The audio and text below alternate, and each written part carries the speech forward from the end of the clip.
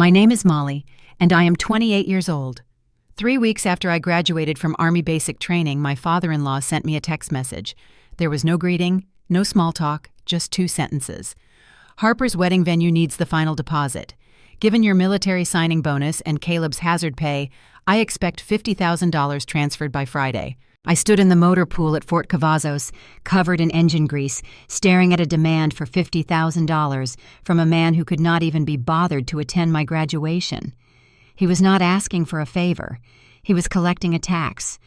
I did not cry. I did not call my husband to beg for backup. I opened my banking app, typed in my father-in-law's phone number, and transferred exactly $50 to his account. In the memo line, I typed 2 words: best wishes. Then I called a local locksmith and told him I needed the deadbolts changed on my front door immediately. By Saturday morning, 2 Bell County Sheriff deputies were knocking on my door because my father-in-law told 911 I was holding his son hostage. Before I tell you what the police found when they asked to see our financial records, please take a moment to like this video and subscribe to Eva Tells Stories. But only do it if you enjoy a story about fighting back. While you are here, drop your age and your city in the comments. I read every single one. Now let me take you back 3 weeks before the police showed up to the sweltering parade field at Fort Cavazos and the 4 empty seats that warned me this was coming. The Texas sun was brutal that day, radiating off the asphalt in waves that distorted the aluminum bleachers. I stood at rigid attention. I had just survived 10 weeks of sleep deprivation, screaming drill sergeants, and pushing my body to the breaking point. When the command to fall out echoed across the field, the formations broke into a chaotic sea of camouflage and civilians. Families flooded the blacktop, clutching balloons and homemade signs. I scanned the crowd, searching the risers. I found my husband Caleb standing near the 50-yard line marker. He held a small plastic American flag and a strained smile. Beside him stretched a glaring expanse of bare metal, 4 empty seats. I marched over the midday heat, suddenly feeling much heavier. Caleb pulled me into a hug. He smelled like nervous sweat and stale coffee. When I asked where his parents and sister were, he looked at his boots. He offered a perfectly rehearsed excuse. His sister Harper had a last-minute bridal dress fitting in Austin. His mother Susan did not want Harper stressing out alone, and his father Gordon hit a standstill in traffic on Interstate 35. Caleb insisted they were proud of me, they just could not make the timing work. An altered hemline, that was their priority. I stared at my husband. He was watching my eyes, bracing for an argument. He needed me to validate the excuse to smooth over the disrespect so he would not have to confront his family. I looked at the empty seats, then back to Caleb. I nodded and said traffic was tough down there. I smiled. I swallowed the sharp taste of rejection and packed it away into a dark corner of my chest. That was my fatal flaw early in our marriage. I compromised my own dignity to maintain a peace that never actually existed. I chose silence over friction, ignoring the blatant reality that in the hierarchy of Caleb's family, my achievements were entirely irrelevant. I thought swallowing that disrespect would keep my marriage intact. I had no idea their absence was merely the prelude to the most audacious demand of my life. To understand why my father-in-law felt entitled to the money I earned shedding blood and sweat, you must first understand the intricate theater production that served as their daily reality. Caleb grew up in a meticulously manicured subdivision just outside the city limits of Austin. The neighborhood was a fortress of pristine lawns, iron gates, and leased luxury vehicles. Every house looked like a centerfold in a high-end architectural magazine. But behind the heavy oak doors of Vance and Susan's home, the prosperity was a carefully engineered illusion. It was a staggering facade held together by high-interest credit lines and sheer arrogance. Susan treated her social status as a blood sport. She navigated her affluent circles with a counterfeit smile and a rigid set of rules. Anyone who did not fit her specific aesthetic was instantly categorized as a liability. When Caleb brought me home for the first time, I saw the cold calculation in her eyes. I did not come from generational wealth.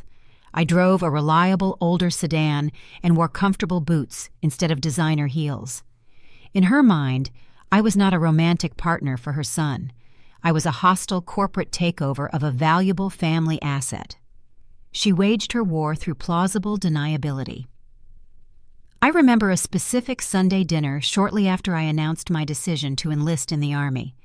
The dining room table was set with heavy silver and crystal glasses.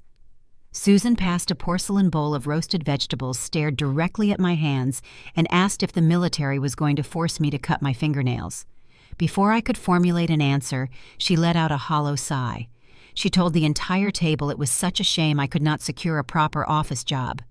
She framed my military service not as a patriotic duty, but as a last resort for someone lacking the polish required for corporate America. I sat there chewing dry roast beef, swallowing my pride, just as I would later do at the graduation bleachers. I wrongly believed that if I kept my head down and proved my resilience, she would eventually recognize my worth. I thought providing ironclad stability for her son would earn me a seat at their table. It was a naive and costly miscalculation. The true architect of the family dysfunction was Vance. He ran a commercial heating and cooling supply business he inherited from his own father. Vance loved to project the image of a dominant titan of industry. He wore custom-tailored suits to meet blue-collar hardware suppliers and paid exorbitant fees for a private golf club membership. The reality of his ledger was a different story entirely. His business had been treading water for a full decade. The company warehouse was filled with aging inventory he could not move. He was steadily losing loyal clients to cheaper, modernized competitors. Instead of adapting the business model or cutting his personal expenses, Vance burned through corporate cash reserves to maintain a lifestyle he could no longer support. He was shortchanging his own employees to ensure his country club dues were paid on time, prioritizing his social standing over his actual livelihood. Caleb carried a profound and misplaced guilt regarding his father's failing enterprise.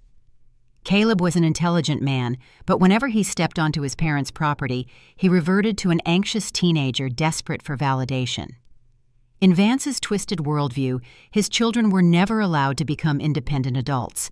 They remained subsidiaries of his fragile empire. I should have recognized the danger during those tense Sunday dinners. After the plates were cleared and the coffee was poured, Vance would lean back in his leather chair, swirl his expensive bourbon, and casually interrogate Caleb about our private finances. He would ask exactly how much Caleb was bringing home from his engineering firm each month. He would ask about my anticipated military enlistment bonuses as if he were a chief financial officer reviewing a quarterly earnings report. Caleb never pushed back against these invasions of privacy. My husband would recite our savings account balances like a subordinate reporting to a strict manager. Caleb handed over our financial privacy because a lifetime of psychological conditioning taught him that transparency equaled loyalty. He believed that offering up our bank statements would somehow ease his father's hidden anxiety. I sat silently beside him during those interrogations, tapping his shoe under the mahogany table, trying to signal him to stop talking. Caleb would just squeeze his eyes shut, take a deep breath, and keep listing our hard-earned assets. Vance would nod slowly, his brain logging our money into his own emergency contingency plan. I watched this dynamic play out month after month, paralyzed by a foolish desire to keep the peace. I grew up in a household where you worked for what you had and you never asked for handouts. Vance operated under a deeply toxic communal mindset that I could not comprehend at the time. Any dollar Caleb earned was viewed as family property meant to prop up the patriarch and maintain the Austin suburban illusion. When Caleb married me, Vance simply expanded that invisible boundary to include my future income. He looked at my military contract not as a service to the country, but as a fresh line of credit for the family trust. Families operating under this rigid structure do not view personal boundaries as healthy relationship maintenance. They view any attempt at financial independence as a direct act of treason. If you try to build a fence to protect your own yard, they will perceive it as an aggressive threat and attempt to burn down your entire property. They demand total compliance both emotionally and financially, using guilt as their primary weapon of enforcement. The pressure cooker finally reached a boiling point when Caleb's younger sister Harper got engaged. Harper was the designated golden child shielded from the financial stress and encouraged to demand perfection. Susan insisted on booking a downtown Austin venue they could not realistically afford.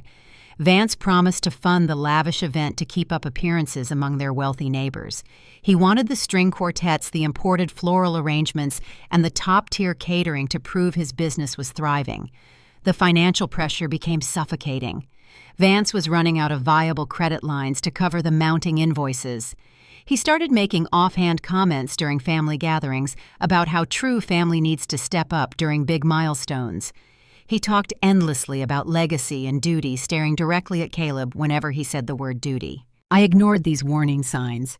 I packed my duffel bags and went off to basic training, genuinely thinking the physical distance would protect me from their escalating financial drama. I thought the military would provide an untouchable barrier between my new life and their crumbling facade. I was away learning how to fire a rifle, navigate an obstacle course, and push my physical limits. I was building discipline and securing a stable future. Meanwhile, Vance was back in Texas, staring at a mountain of non-refundable wedding invoices, searching for a lifeline. The empty bleachers at my graduation were not a scheduling conflict. They were a strategic dismissal. Vance did not care about honoring my military achievement because he was too busy calculating how to liquidate it.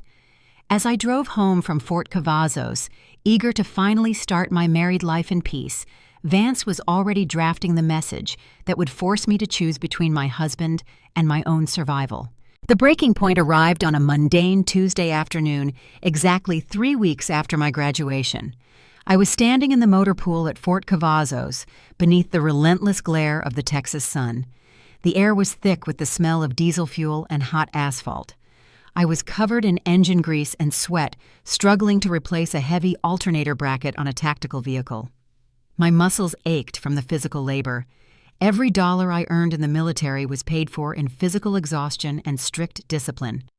I wiped my forehead with the back of my forearm, leaving a smear of dark oil across my skin when my phone vibrated in my cargo pocket. I expected a message from my husband asking what we should do for dinner. I pulled the device out and wiped my hands on a shop rag to unlock the screen. The notification displayed Vance as the sender. My stomach tightened. My father-in-law never texted me directly. Any communication from his side of the family usually funneled strictly through Caleb. I tapped the screen to open the message. There was no greeting. There was no polite inquiry about how my new assignment was going. The text was a direct, cold directive. Harper's wedding venue needs the final deposit. Given your military signing bonus and Caleb's hazard pay, I expect $50,000 transferred by Friday. It is time you pulled your weight for this family. I stared at the glowing screen until the harsh afternoon sunlight made the words blur together. My chest constricted. He was not asking for a favor. He was not requesting a temporary loan with a detailed repayment plan. He was collecting a tax. To understand the sheer audacity of this message, you have to understand where that money came from. My military signing bonus was the compensation for signing away 5 years of my life to the government. It was the reward for enduring 10 weeks of brutal basic training, sleeping on cots, and pushing my body past its natural limits. Caleb's hazard pay was a similar story of sacrifice. 2 years prior, Caleb took a grueling field engineering rotation in the Permian Basin.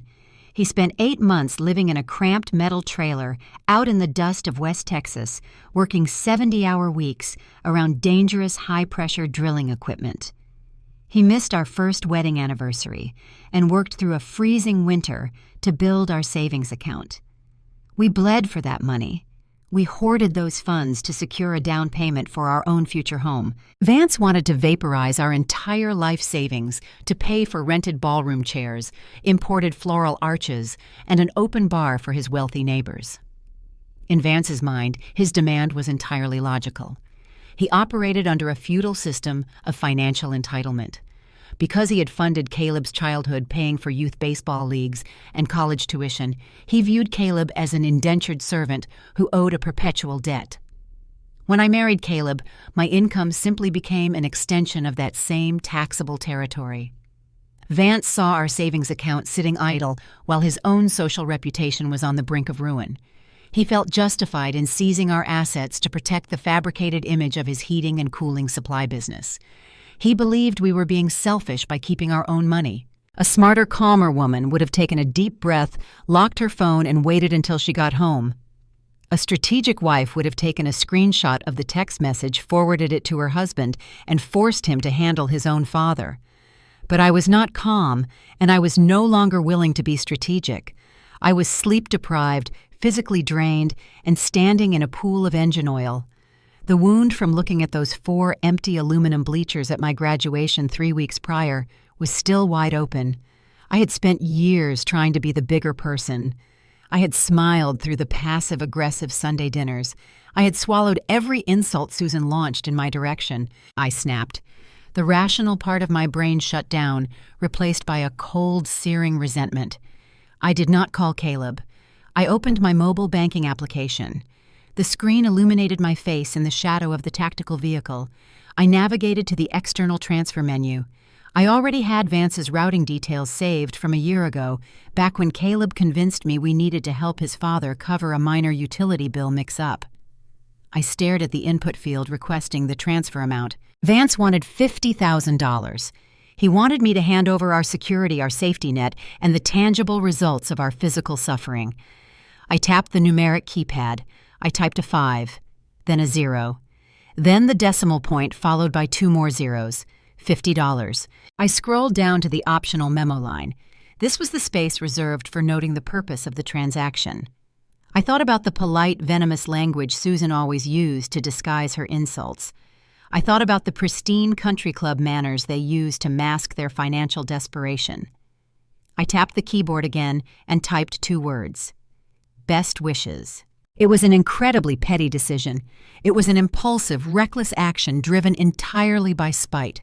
$50 was the cost of a cheap wedding registry gift. It might cover the cost of a single napkin ring at Harper's extravagant reception. Transferring that specific amount was a calculated insult designed to tell Vance that his fabricated emergency was trivial to me. In his language of money, it was the ultimate sign of profound disrespect. My thumb hovered over the submit button. I knew exactly what would happen the second I authorized the payment. I knew I was bypassing my husband and initiating a direct conflict with the patriarch of a deeply dysfunctional family. I knew setting this boundary meant setting fire to the fragile truce Caleb worked so hard to maintain. I pressed send. The application displayed a green check mark confirming the transaction was complete. A tiny digital chime echoed from the phone speaker. The adrenaline rushed through my veins, making my hands shake slightly as I slipped the phone back into my pocket. For about 10 seconds, I felt a deep, visceral sense of triumph. I had finally pushed back against the weight that had been crushing my marriage. Then the reality of my actions settled over me like a heavy lead blanket. I turned back to the tactical vehicle, picking up my socket wrench with trembling fingers. I had just drawn a line in the sand, using $50 and 2 sarcastic words. I did not just reject an extortion attempt. I challenged Vance's authority and humiliated him. Men who build their entire identities on control do not simply absorb humiliation. They retaliate. I knew my phone was going to ring, and I knew Caleb was going to be caught directly in the center of the blast radius. I had protected my bank account, but I had just ignited a firestorm that was about to burn its way straight to my front door. 14 minutes after I authorized the transfer, my phone began to vibrate against my leg. It did not ring once and stop. It vibrated in a relentless, continuous rhythm that signaled a full-blown emergency. I pulled the device out and looked at the screen. There were 7 missed calls from Caleb and 4 text messages from Susan. Vance did not call me. Men like Vance never handle their own collateral damage. They deploy their subordinates to clean up the mess. Susan sent a block of text demanding I answer my phone immediately, claiming I had caused a medical emergency with Vance's blood pressure. I slid the phone back into my pocket and returned to the engine block. I knew Caleb would not stop at calling. 20 minutes later, a silver pickup truck sped into the motor pool parking lot tires, kicking up a cloud of dry Texas dust. Caleb threw the driver door open and jogged toward the maintenance bay. He was still wearing his work clothes from the engineering firm in Temple. His tie was pulled loose, and the top button of his shirt was undone. His face was the color of old chalk. He looked physically ill. He stopped 3 feet away from me, chest heaving. He looked around nervously to ensure my squad leader was out of earshot. He lowered his voice to a frantic whisper. He asked me what I had done. He said his father called him screaming from the supply warehouse. Vance had refreshed his banking application, expecting to see $50,000 to save Harper's wedding. Instead, he saw a $50 deposit and my sarcastic memo. Caleb reached out and grabbed my arm, his fingers trembling. He begged me to send an apology text. He wanted me to tell his father it was a banking error, a misplaced decimal point, or a tasteless joke. He said his father was just stressed about the wedding vendors and the financial pressure. Caleb pleaded with me, saying I had humiliated a proud man. I stepped back, pulling my arm out of his grip. I stared at my husband, feeling a profound wave of sorrow mix with my indignation. He was defending the man who had just attempted to extort our life savings. To understand Caleb's reaction, you must understand his childhood. Caleb was raised to serve as the family shock absorber. Whenever Vance suffered a business setback or a perceived slight, he would unleash his rage on the household. Susan would deflect the anger, and Caleb would absorb it. Caleb learned very early that appeasing his father was the only viable survival strategy. He was conditioned to believe that keeping the peace was more important than protecting himself. Standing in the motor pool, I was not watching an independent adult man defend his father. I was watching a terrified child try to prevent a punishment. I kept my voice low and steady. I told Caleb that his father did not ask for a loan. His father demanded our money as a tribute. I refused to apologize for protecting the savings we bled to build. Caleb ran a hand through his hair, looking panicked. He argued that Vance was family, and family occasionally says harsh things under pressure. That is when I drew the hardest line of my life. I wiped the grease off my hands with a shop towel and looked him in the eye. I reminded Caleb that when we signed the lease for our off-base rental house in Copperas Cove, he gave Vance a spare house key. Caleb claimed it was just for emergencies. I told Caleb that an emergency had arrived. I informed him I was calling a local locksmith the moment my shift ended. I was going to change every deadbolt on our property. The color drained from Caleb's face. In his family, locking a door against a relative was considered an unforgivable act of treason. It was a physical manifestation of a boundary, and his parents viewed boundaries as acts of war. He begged me not to do it, warning me that Vance would interpret a lock change as a deliberate provocation. I offered my husband a stark choice. I told him the locksmith was coming at 6 o'clock tonight. I said he could stand inside the house with me on my side of the new deadbolt, or he could pack his bags and stand outside the house with his father. I forced him to choose between his marriage and his lifelong conditioning. Caleb looked at the gravel beneath his boots. His shoulders slumped. He nodded slowly, surrendering to the ultimatum. But he did not choose my side out of solidarity or mutual respect. He chose my side because he was terrified of conflict, and at that specific moment, I was the more immediate threat. That evening, the locksmith arrived at our single-story brick rental. The sound of the power drill whining against the brass cylinders echoed through the quiet suburban street.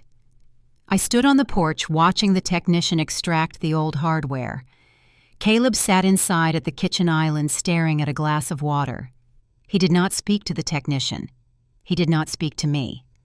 When the locksmith handed me 2 shiny new silver keys, I felt a fleeting sense of security. The physical barrier was secure. Vance could no longer walk into our home unannounced. However, victory in a marriage rarely comes without a heavy toll. By forcing Caleb's hand so abruptly, I had stripped away his agency. I made him feel like a hostage in his own living room. I protected our bank account, but I inflicted severe collateral damage on the intimacy we shared. For the next 3 days, the atmosphere inside our home was suffocating. The silence was dense and heavy, filling every room like thick smoke. We moved around each other in the kitchen without making eye contact. We spoke only in logistical sentences about grocery lists and utility bills. When night fell, the emotional distance materialized into physical distance. Caleb took a blanket from the hall closet and walked into the guest bedroom. The soft click of that door shutting felt louder than the power drill from the locksmith. I lay awake in our master bedroom staring at the ceiling fan shadows. I had drawn a hard, necessary line to protect our future, but the emotional cost was devastating. I realized that setting a boundary against toxic people does not magically fix the dysfunctional dynamic. Sometimes dropping a boundary simply detonates the ground you are standing on. I had successfully insulated my finances from Vance, but I was suddenly isolated from my own husband. I wondered if the $50 message was worth the cold emptiness of my own house. I assumed the new locks would send a clear message that our home was off limits. I thought Vance would retreat and reconsider his aggressive tactics. I underestimated the sheer entitlement of a man who believes he owns everything his son touches. The suffocating silence inside my house would soon be shattered by the sound of heavy tires tearing up my front lawn, followed by a violent pounding on my new front door and the flashing red and blue lights of a police cruiser pulling into my driveway. The suffocating silence of Saturday morning broke around 9 o'clock. Caleb was still confined to the guest bedroom, hiding from the fracture in our marriage. I sat at the kitchen island, staring at a lukewarm cup of coffee, trying to convince myself that changing the locks was a rational response to an extortion attempt. The quiet of the Texas suburb was shattered by the roar of a heavy-duty engine. I heard the distinct crunch of tires hopping the concrete curb. I stood up and walked to the living room window, pulling back the edge of the blinds. A silver Ford pickup truck was parked directly on my front lawn. The heavy tread of the tires had crushed the sprinkler heads and torn deep, muddy trenches into the Bermuda grass. Vance stepped out of the driver's seat. He wore a crisp polo shirt and tailored slacks, dressing for a country club luncheon while treating my yard like a junkyard. He slammed the truck door and walked up the driveway. He moved with the terrifying, unhurried posture of a patriarch who believes he holds the deed to the ground beneath his shoes. He did not come to negotiate. My $50 transfer and the subsequent silence from Caleb were direct challenges to his authority. In Vance's universe, disobedience required a swift, undeniable execution of power.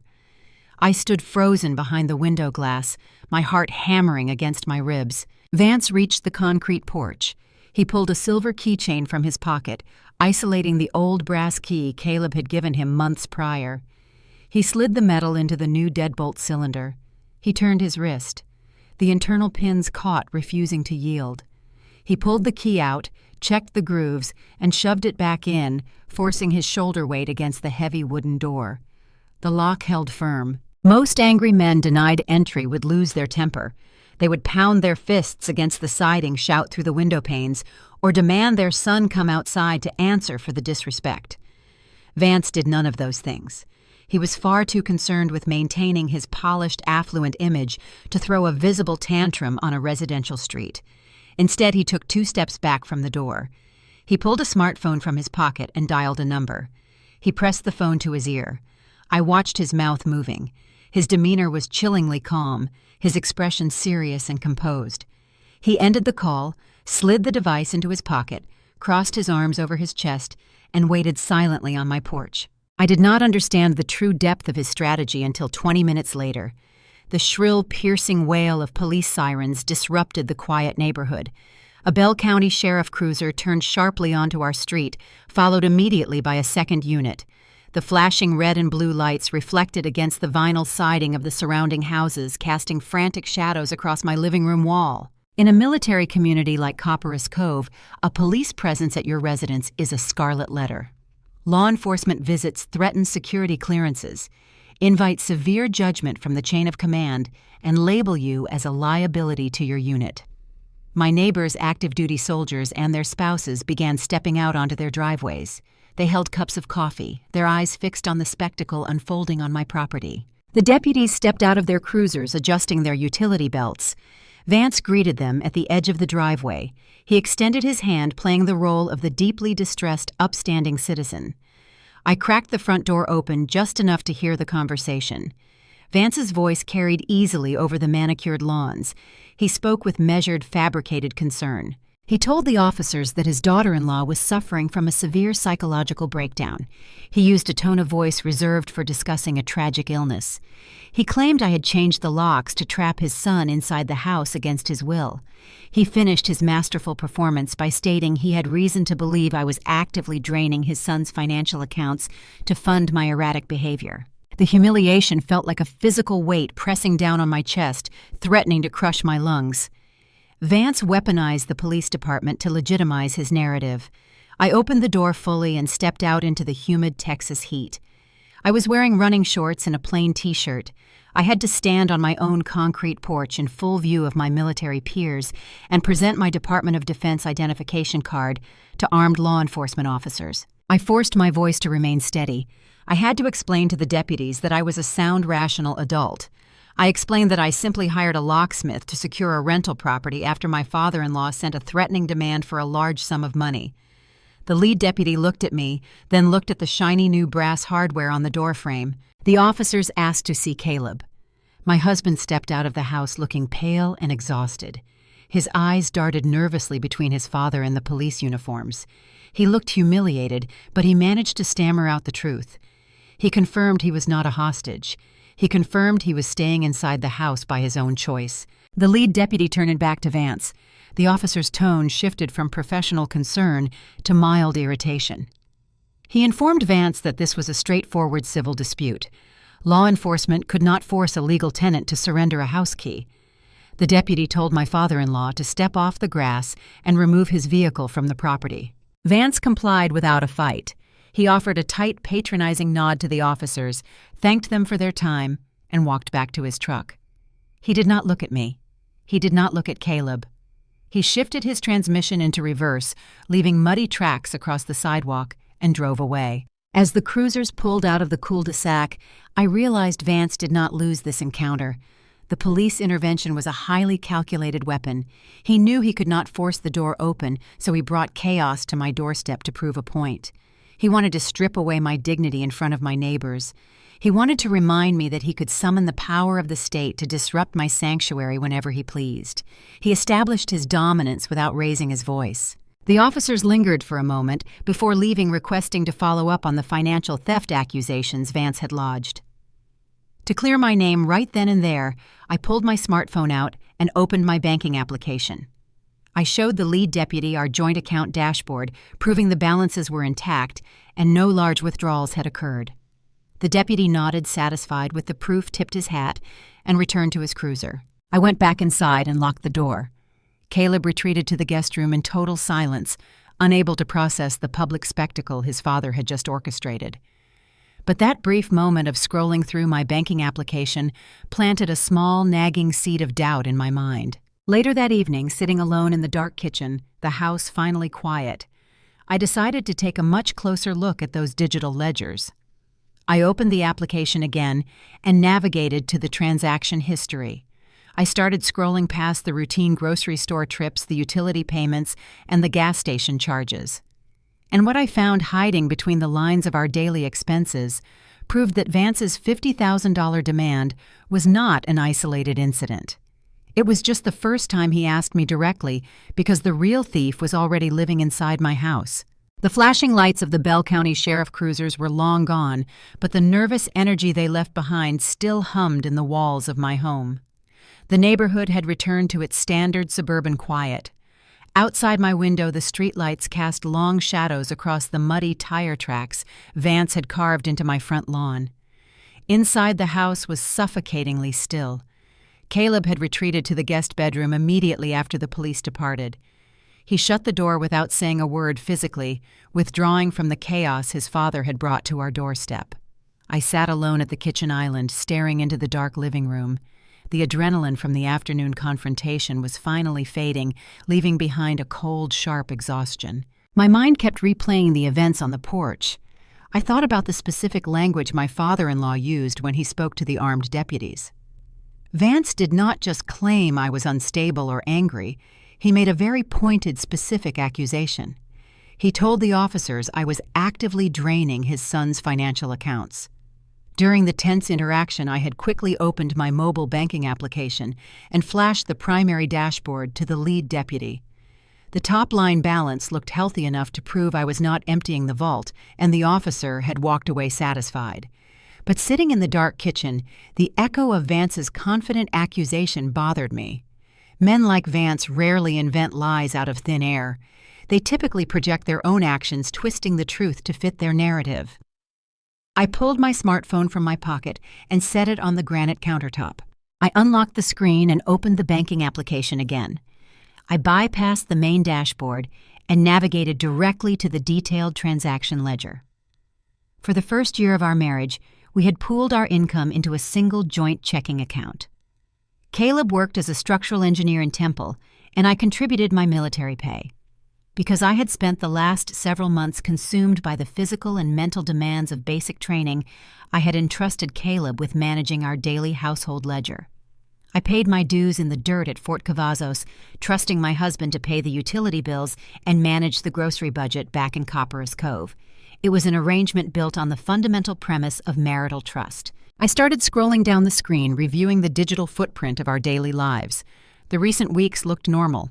There were charges for fuel, a debit from a local grocery store, and the standard auto draft for our rental insurance. I swiped my thumb upward, moving further back in time, analyzing the previous month. The rhythmic glow of the phone screen illuminated my face in the unlit kitchen. Then I saw it. Wedged between a payment for our municipal water bill and a charge from a hardware store was a line item that did not belong. It was an outbound transfer for $300. The destination was not a recognized merchant or a utility provider. It was an external routing number tied to a generic banking institution. I frowned, tapping the transaction line to open the details. The description was blank. There was no memo. I thought it might be a forgotten subscription or a mistaken charge. I exited the detailed view and continued scrolling backward through the timeline. 2 weeks prior to that mysterious charge, I found another one. This transfer was for $500 directed to the exact same external routing number. My pulse began to accelerate, a slow, steady drumbeat echoing in my ears. I kept scrolling. The pattern emerged with terrifying clarity, every other week coinciding perfectly with the days my military direct deposit hit our account. A chunk of our money vanished.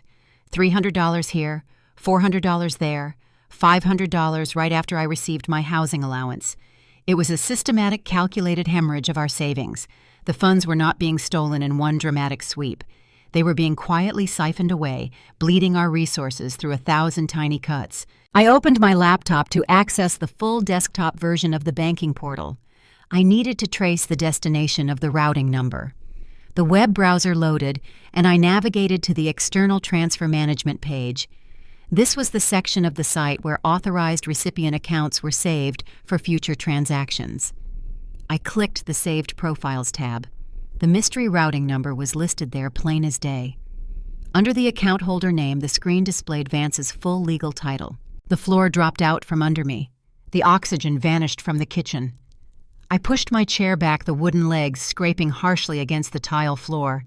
My chest tightened until breathing became a conscious, painful effort. Caleb had been funneling our money to his father for the past 8 months. While I was sleeping on narrow military cots, bruised and exhausted from training exercises, my husband was logging into our shared portal and secretly wiring my wages to Austin. While Vance was buying custom suits and paying dues at his private golf club, Caleb was subsidizing that lifestyle using the money we had earmarked for our future. Caleb had engineered a clandestine pipeline right under my nose, timing the theft to hide behind the influx of my military paychecks. At first, a profound, crushing sorrow washed over me. I felt the physical sting of betrayal behind my eyes. I had spent the last 3 days defending my marriage against an external threat.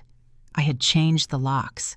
I had stood on my porch and faced down the police to protect the man sleeping in the next room. I thought Caleb and I were standing together inside a fortress fighting off a siege from his toxic parents. The heartbreaking reality was that the enemy was not just at the gates.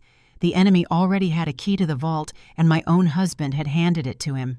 The sorrow did not last long. In its place, a cold, hardening fury began to solidify in my chest. The tears I felt threatening to fall evaporated, replaced by razor-sharp clarity. Everything that happened over the past 3 weeks suddenly snapped into focus. Vance's outrageous text message demanding $50,000 was not an isolated incident of delusion. It was not a random extortion attempt born out of thin air. Vance had grown accustomed to the steady stream of supplemental income Caleb was providing. Vance already viewed our joint account as his personal corporate bailout fund. When the massive wedding invoices threatened to sink his business, Vance simply assumed he could crank open the valve and drain the rest of the reservoir. The $50,000 text was just the first time he had asked me directly, because Caleb had already been feeding the beast behind my back for the better part of a year. When Vance told the police I was draining Caleb's accounts, it was a strategic projection. Vance knew the money was missing because he was the one taking it. He assumed that if Caleb stopped sending the bi-weekly tribute, it must be because I had discovered the arrangement and locked down the funds. Vance sent the police to my house to intimidate me into reopening the pipeline. I sat alone in the dark, listening to the hum of the refrigerator. The entire landscape of the conflict had shifted. I was no longer fighting a war with my overbearing in-laws. I was facing a profound betrayal inside the walls of my own marriage. Caleb was not a helpless victim caught in the crossfire between his wife and his father. He was an active participant in my financial exploitation. He had chosen to prioritize his father's fabricated wealthy image over the security of our own household. I closed the laptop screen. The soft click echoed in the quiet kitchen. I looked down the hallway toward the closed door of the guest bedroom. Caleb was likely asleep, unaware that the digital trail of his deception had just been exposed. He went to bed believing the worst part of the crisis was the police visit on the front lawn. He did not realize the true disaster was waiting for him at the kitchen table. I did not storm down the hallway. I did not bang on the door or wake him up in a screaming rage. Emotional outbursts surrender your leverage. I remained seated in the dark, calculating my next move. Tomorrow morning, Caleb would have to answer for every single stolen dollar. The locks on the front door had kept Vance outside the house, but I now faced the agonizing task of dealing with the traitor living on the inside. The sun breached the horizon, casting a pale gray light across the kitchen floor. I had not slept. I sat at the island the entire night watching the digital clock on the microwave slowly advance toward morning. I did not move. I did not make coffee. I simply sat there with my laptop open, staring at the long column of transfers that represented my stolen wages. Around 6:30, I heard the hinges of the guest bedroom door squeak. Footsteps shuffled down the hallway. Caleb walked into the kitchen wearing sweatpants and a rumpled white t-shirt. He ran a hand over his face, looking exhausted. He expected to find me making breakfast, maintaining the tense, silent truce we had operated under since changing the locks. He stopped halfway across the room when he saw me sitting perfectly still in the dim light. He noticed the laptop. He noticed my posture. I did not scream. I did not throw objects across the room or hurl insults at him. Anger is a hot emotion that burns out quickly. What I felt was entirely cold. I reached out and gently rotated the laptop on the granite counter so the screen faced him. The brightness of the display illuminated the financial ledger in high contrast. The bi-weekly transfers to his father's account were highlighted in aggressive yellow digital ink. Caleb took 2 steps closer. He lowered his gaze to the screen. I watched his physical reaction carefully. He did not look confused. He did not lean in to squint at the numbers, as if trying to decipher an unfamiliar charge. The blood rapidly drained from his face, leaving his skin a sickly pale white. His shoulders slumped. He knew exactly what he was looking at. He had authorized every single one of those transactions. He stared at the screen for a long time.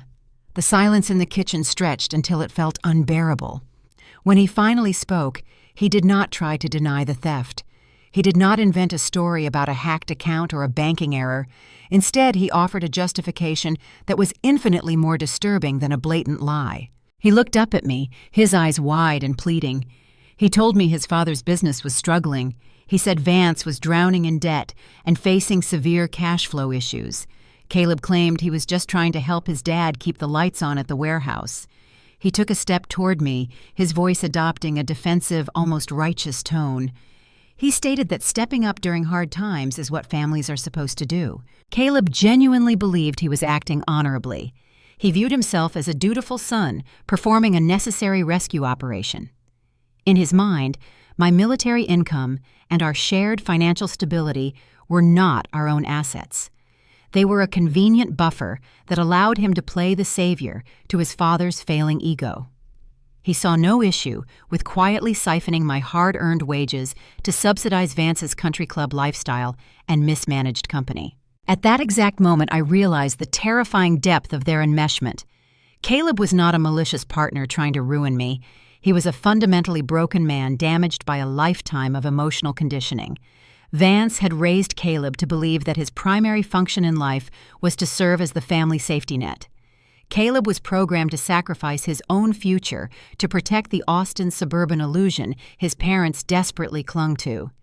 He was conditioned to view transparency with his wife as secondary to loyalty to his father. He stole from me because his psychological programming told him my security mattered less than Vance's pride. I looked at my husband. I saw the desperate, conditioned child trapped inside an adult body. A profound sadness briefly fought against my cold clarity. I loved Caleb. I married him because underneath the anxiety and the shadows of his upbringing, he was a kind and intelligent man. But love cannot survive inside a structural deficit of trust. You cannot build a safe home with a partner who secretly hands the keys to the people trying to tear the building down. I kept my voice eerily calm. The lack of emotion in my tone seemed to unnerve him more than if I had screamed. I told him he did not help his father. I told him he robbed us. I explained that those bi-weekly transfers were not just numbers on a screen. They were the down payment for our future house. They were the security blanket meant to protect us if he lost his engineering job or if I was injured during a deployment. He traded our collective safety to fund a mirage. Caleb opened his mouth to argue, attempting to frame the theft as a temporary loan that Vance promised to repay. I held up my hand, cutting him off before he could finish the sentence. I did not care about the rationalizations. The mechanics of the theft were irrelevant. The betrayal was absolute. I told Caleb to pack a bag. I instructed him to gather enough clothes for an indefinite period and leave the house. I kicked my husband out of our home. He stared at me stunned. The reality of the consequence hit him like a physical blow. He began to cry, the tears spilling over his pale cheeks. He begged me not to make him leave. He promised he would stop the transfers. He swore he would call the bank and sever the routing connection immediately. He pleaded for a chance to repair the damage. I did not yield. I watched him cry, feeling the icy grip of isolation tightening around my own chest. I told him the problem was not the routing number. The problem was his fundamental inability to prioritize his marriage over his parents. I told him he needed to figure out who he was outside of his father's shadow, and he could not do that while hiding in my guest bedroom. I pointed to the hallway and told him to start packing. Caleb realized I was not going to negotiate. He walked down the hall with heavy, defeated steps. 20 minutes later, he emerged with a duffel bag slung over his shoulder. He paused at the front door, looking back at me with a shattered expression. I did not say goodbye. I watched the door close behind him. I heard the deadbolt click into place. I heard his car start in the driveway and pull away down the quiet street. It was the hardest decision of my life, and the second his taillights disappeared around the corner, a massive wave of doubt crashed over me. The house suddenly felt cavernous and freezing cold. The silence, which had previously been filled with tension, was now filled with profound emptiness. I walked through the rooms looking at his boots near the entryway and his coffee mug sitting in the sink. By enforcing absolute financial fidelity, I had severed the man I loved. I drew a hard boundary to protect myself, and the immediate result was total isolation. I went to sleep that night in a vast, empty bed. I stared into the dark, wondering if being financially secure was truly worth being entirely alone in Central Texas. I questioned if my rigid refusal to compromise was a strength or a fatal flaw that just destroyed my marriage. I assumed that kicking Caleb out would give me the space to legally secure my assets and fortify my position against Vance. I thought I could cleanly untangle my finances and present Caleb with a path forward if he ever decided to grow up. I was completely ignorant of the fact that the legal system does not care about emotional betrayal. My attempt to protect myself was about to hit a bureaucratic brick wall. The next morning, a harsh reality check from a military attorney would teach me that in the state of Texas, changing the locks and kicking out a cheating spouse offers absolutely zero financial protection. The morning after I forced my husband out of our rental home, I woke up before the sun. The house was unnervingly quiet. I made a pot of coffee dressed in my duty uniform and drove onto Fort Cavazos. I felt a renewed sense of purpose replacing the hollow ache in my chest. I believed I had survived the worst of the crisis.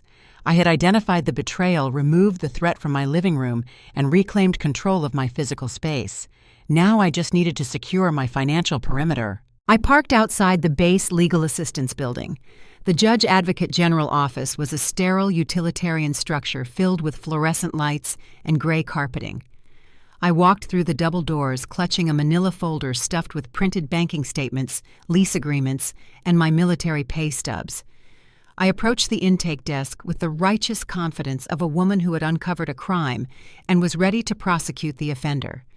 I requested a consultation with a military attorney, fully expecting to walk out an hour later with an ironclad document that would legally sever my finances from my husband and permanently lock my father-in-law out of my livelihood. I was directed to a small, windowless office down a narrow corridor.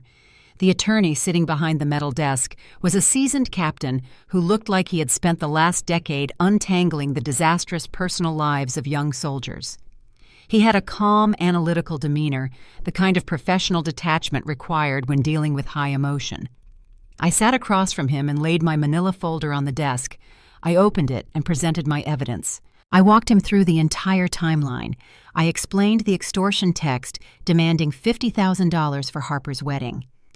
I detailed the police showing up on my front lawn. I showed him the highlighted bi-weekly transfers, proving Caleb had been secretly funneling my wages to Vance for the better part of a year. I finished my presentation by proudly stating that I had changed the locks, kicked Caleb out, and separated our direct deposits. I sat back in the rigid plastic chair waiting for the attorney to validate my actions and draft the necessary paperwork to freeze the marital assets. The captain did not smile. He did not offer congratulations on my bold boundary setting.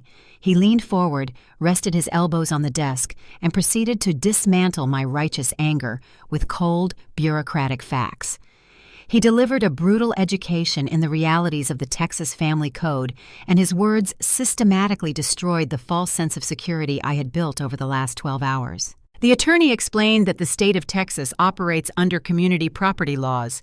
In the eyes of the state legislature, the concept of individual financial ownership during a marriage is essentially a myth. Because we did not sign a prenuptial agreement before walking down the aisle, the legal system viewed Caleb and me as a single, indivisible financial entity. The wages I earned sweating in the motor pool belonged equally to the man who betrayed me. Conversely, any financial liability Caleb decided to take on belonged equally to me. I tried to interrupt, pointing out that we were now physically separated.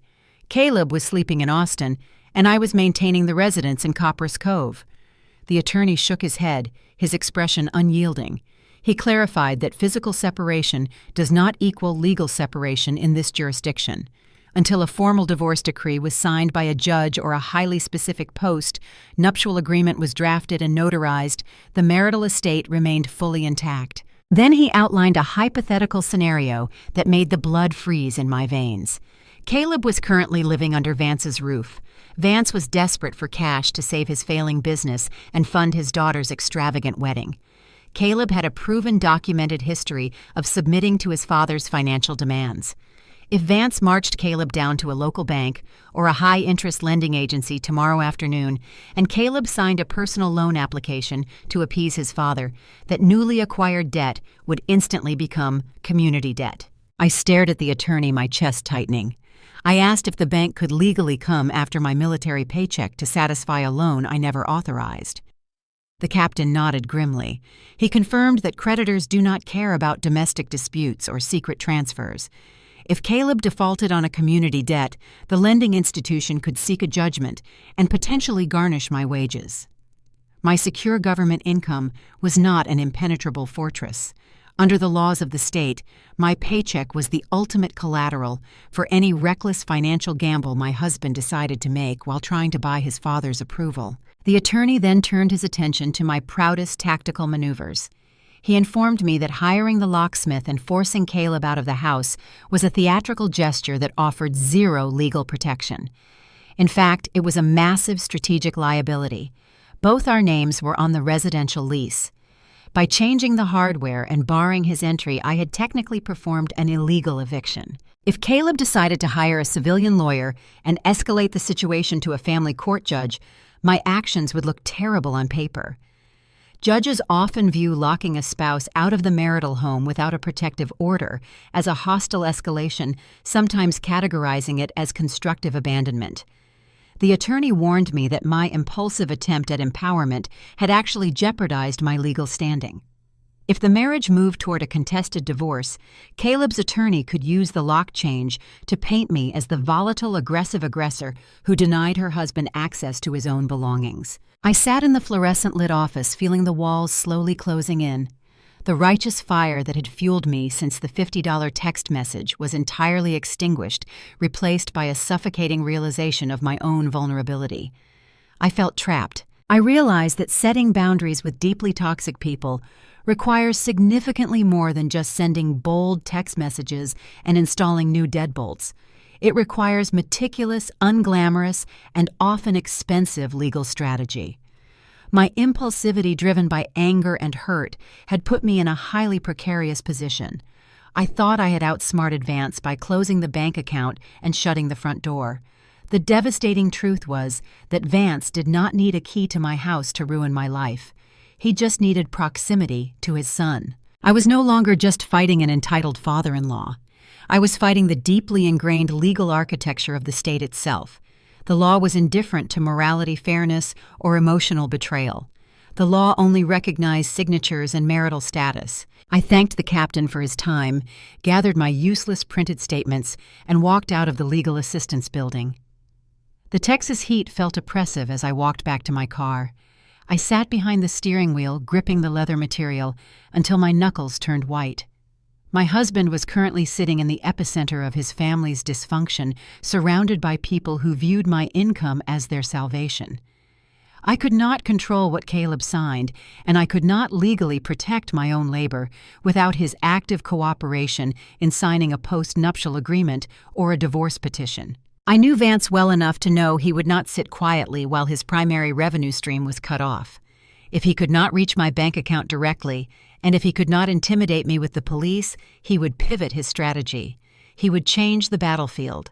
Families built on pristine suburban illusions understand that reputation is a currency just as valuable as cash.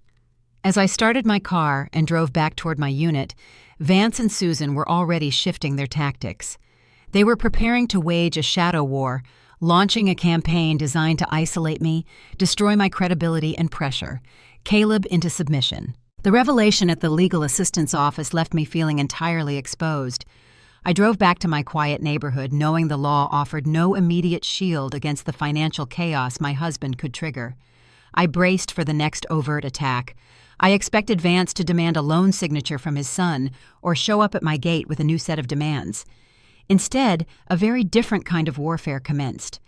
Caleb moved his duffel bag into the bedroom he grew up in, a 30-year-old man retreating to the safety of a childhood twin mattress.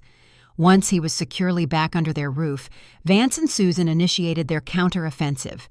They did not hire a litigator right away. They did not drive back to Copperas Cove to pound on my deadbolts. Manipulative families understand that direct, loud confrontation leaves tangible evidence.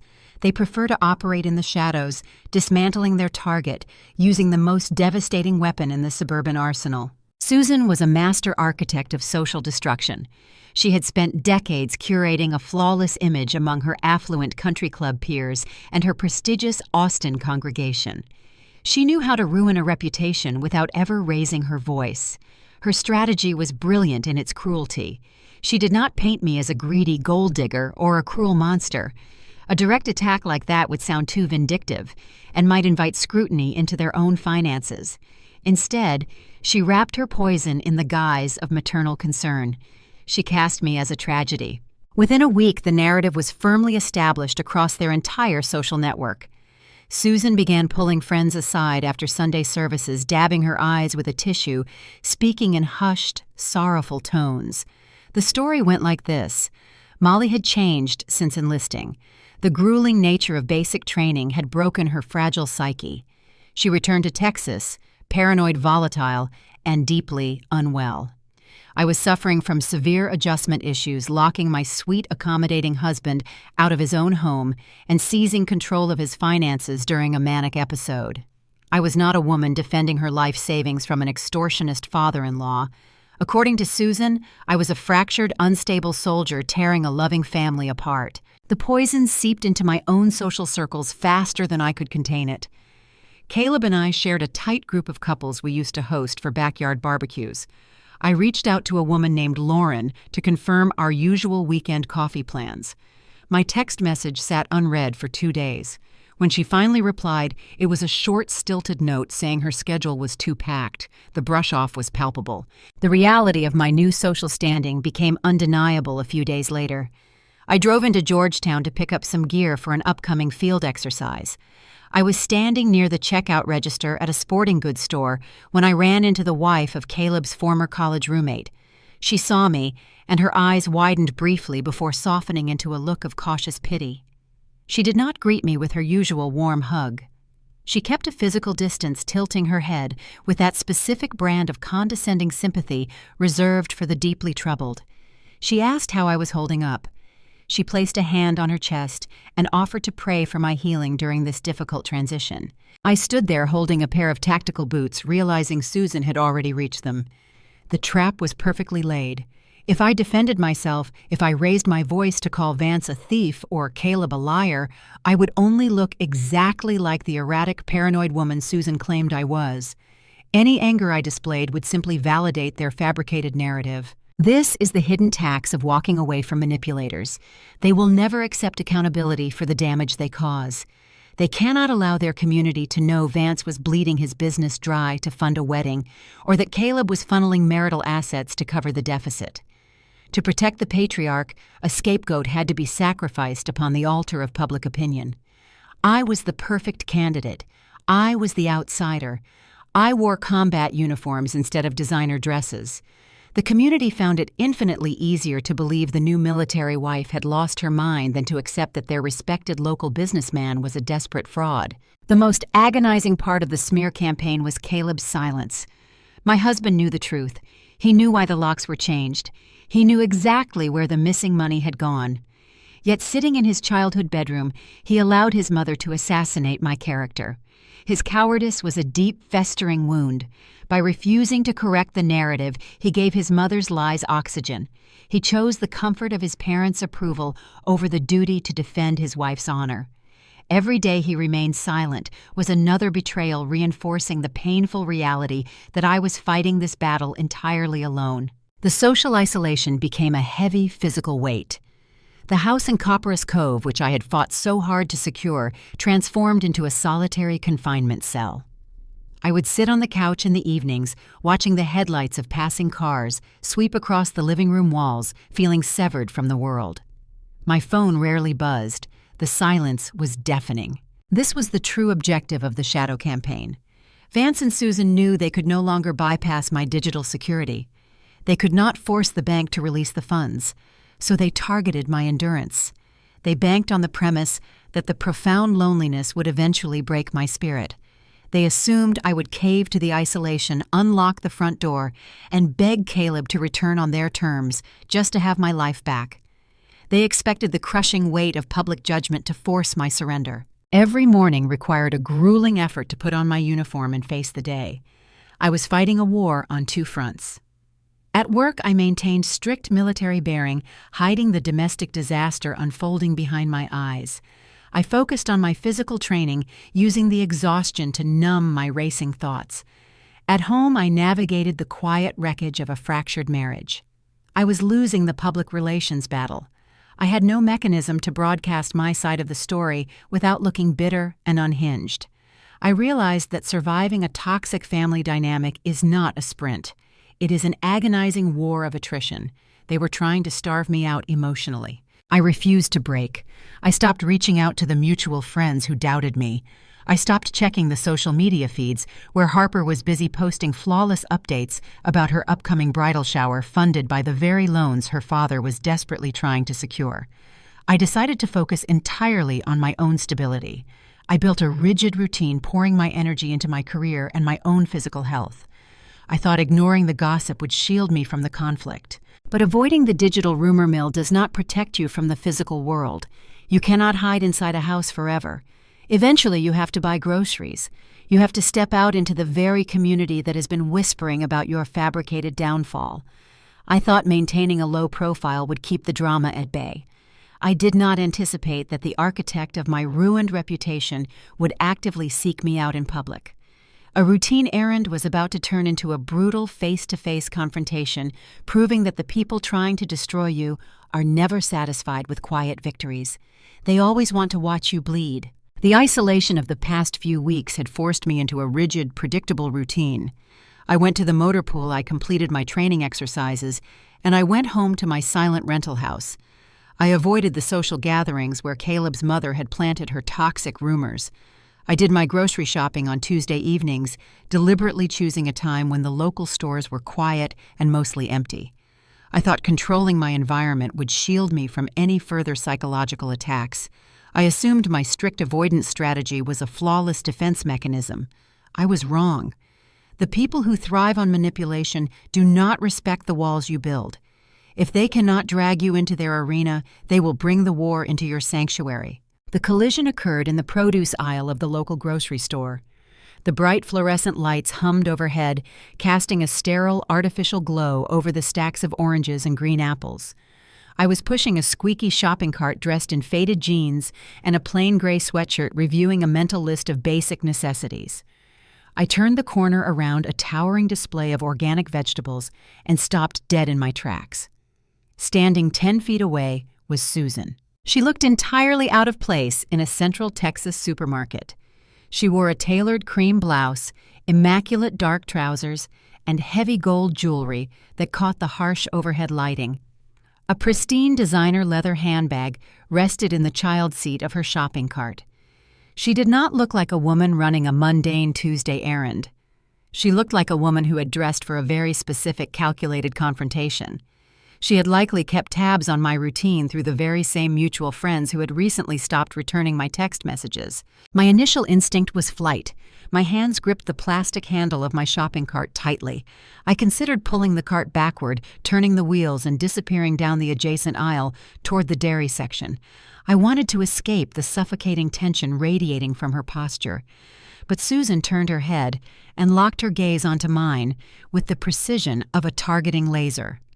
Retreating would only signal weakness, and exposing weakness to a predator only invites a swifter attack. I forced myself to stand my ground.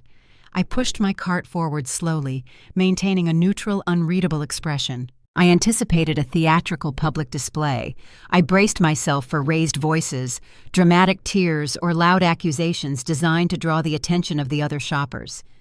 I expected her to play the role of the victimized, heartbroken mother for an audience of strangers. Susan proved to be far more dangerous than a loud antagonist. She understood that true intimidation does not require volume. It requires proximity and chilling control. She did not scream. She did not point a finger or cause a scene. Instead, she casually reached out and picked up a dark green avocado from the tilted display bin. She turned it over in her manicured hands, examining the textured skin as if inspecting a minor flaw. She stepped into my personal space, closing the distance until she stood mere inches from the side of my cart. When she spoke, her voice was modulated for extreme privacy. It was a low, terrifyingly calm whisper, dripping with a refined, cultured venom. She told me I must think I am so righteous. She kept her eyes focused on the avocado, her tone conversational, mimicking the cadence of two neighbors discussing the weather. She said I paraded around in a military uniform, playing the hero, pretending to be a victim of a cruel family. Then she raised her eyes from the fruit and stared directly into my face. The sheer intensity of her conviction was staggering. She did not look at me with malicious hatred. She looked at me with the unwavering certainty of a religious zealot correcting a heretic. Susan informed me that I was a thief. She said I stole a son from his rightful obligations. She explained that Caleb's primary duty was to the family that raised him, fed him, and paid for his education. In her pristine, deeply skewed reality, children owed a perpetual, unpayable debt to their creators. She believed my marriage to Caleb was supposed to function as an acquisition, bringing a new asset into their fold to support the patriarch. By changing the deadbolts and refusing to surrender my wages to her husband's failing business, I had disrupted the natural order of their universe. She stated that a proper wife supports her husband's duties rather than locking him out of his own home when situations become difficult. She genuinely believed her own narrative. There was no internal conflict behind her eyes. She did not recognize the blatant extortion her husband had attempted, nor did she acknowledge the theft her son had committed behind my back. In her mind, those financial maneuvers were simply the standard operating procedures of a loyal family hierarchy. I was the glitch in the system. I was the malfunctioning asset that needed to be reprimanded and brought back into compliance. I stood in the cold aisle feeling the ambient chill of the refrigerated produce cases settling onto my skin. A powerful surge of adrenaline urged me to defend myself. I wanted to pull out my mobile phone and shove the highlighted banking statements into her face. I wanted to list every dollar Caleb had secretly wired to Vance. I wanted to articulate the sheer insanity of demanding $50,000 from a newly enlisted soldier to fund a lavish party. But I looked at her perfectly styled hair and her cold, unblinking eyes, and a profound realization washed over me. You cannot negotiate with a machine. You cannot appeal to the empathy of a ledger. Susan did not see me as a human being with my own dreams, fears, or need for security. She saw me as a designated revenue stream that had suddenly dried up. Any defense I offered would be categorized as further insubordination. Any tears I shed would be viewed as a manipulation tactic. To argue with her was to accept the premise that my worth was up for debate. I relaxed my grip on the shopping cart. I did not hurl an insult. I did not raise my voice or attempt to dismantle her twisted logic. I looked her dead in the eye and delivered a single calculated response. I told her that if her family's survival depended on draining the lifeblood out of her own child, she did not raise a son. I told her she raised a retirement plan. The words landed with the heavy, undeniable thud of a steel beam dropping onto concrete. I did not wait to watch the impact register on her face. I did not wait for a rebuttal or a gasp of outrage. I simply released the handle of my cart, turned my back on her, and walked away. I left my unpurchased groceries sitting in the middle of the aisle. I walked straight past the checkout lanes, pushed through the automatic sliding glass doors, and stepped out into the humid evening air. I managed to maintain a slow, dignified pace until I reached my vehicle. Once I was sealed inside the metal cabin of my car, the adrenaline crash hit me. My hands began to shake violently against the steering wheel. My breath caught in my throat in ragged, uneven gasps. The physical toll of standing ground against that level of psychological warfare was immense. Sitting in the dim parking lot, I finally understood the terrifying truth about my in-laws. I could not reason with them because we did not share the same fundamental definition of human connection. To me, love meant mutual respect, safety, and shared burdens. To Susan and Vance, the definition of love was entirely synonymous with absolute financial compliance. I started the engine and drove out of the parking lot, the tension in my shoulders slowly unwinding. I had survived the ambush. I had delivered a devastating truth and walked away with my dignity intact. But as the adrenaline faded, a new, far more dangerous realization began to take shape in my mind. I had successfully cut off the financial pipeline. I had locked the door and refused to be their sacrificial lamb. But Vance's HVAC business was still on the brink of collapse. The massive high-interest loans he had secured to pay for Harper's wedding venue were still looming. The financial pressure inside their Austin home was building to catastrophic levels. By removing myself from the equation, I had stripped away the only buffer standing between Caleb and his father's desperation.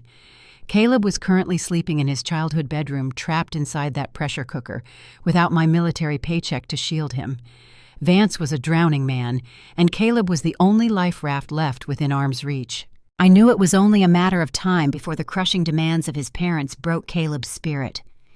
I knew the illusion of their wealthy suburban life was about to shatter, and when the financial reality finally crushed them, Caleb would have nowhere else to run. The quiet standoff was ending.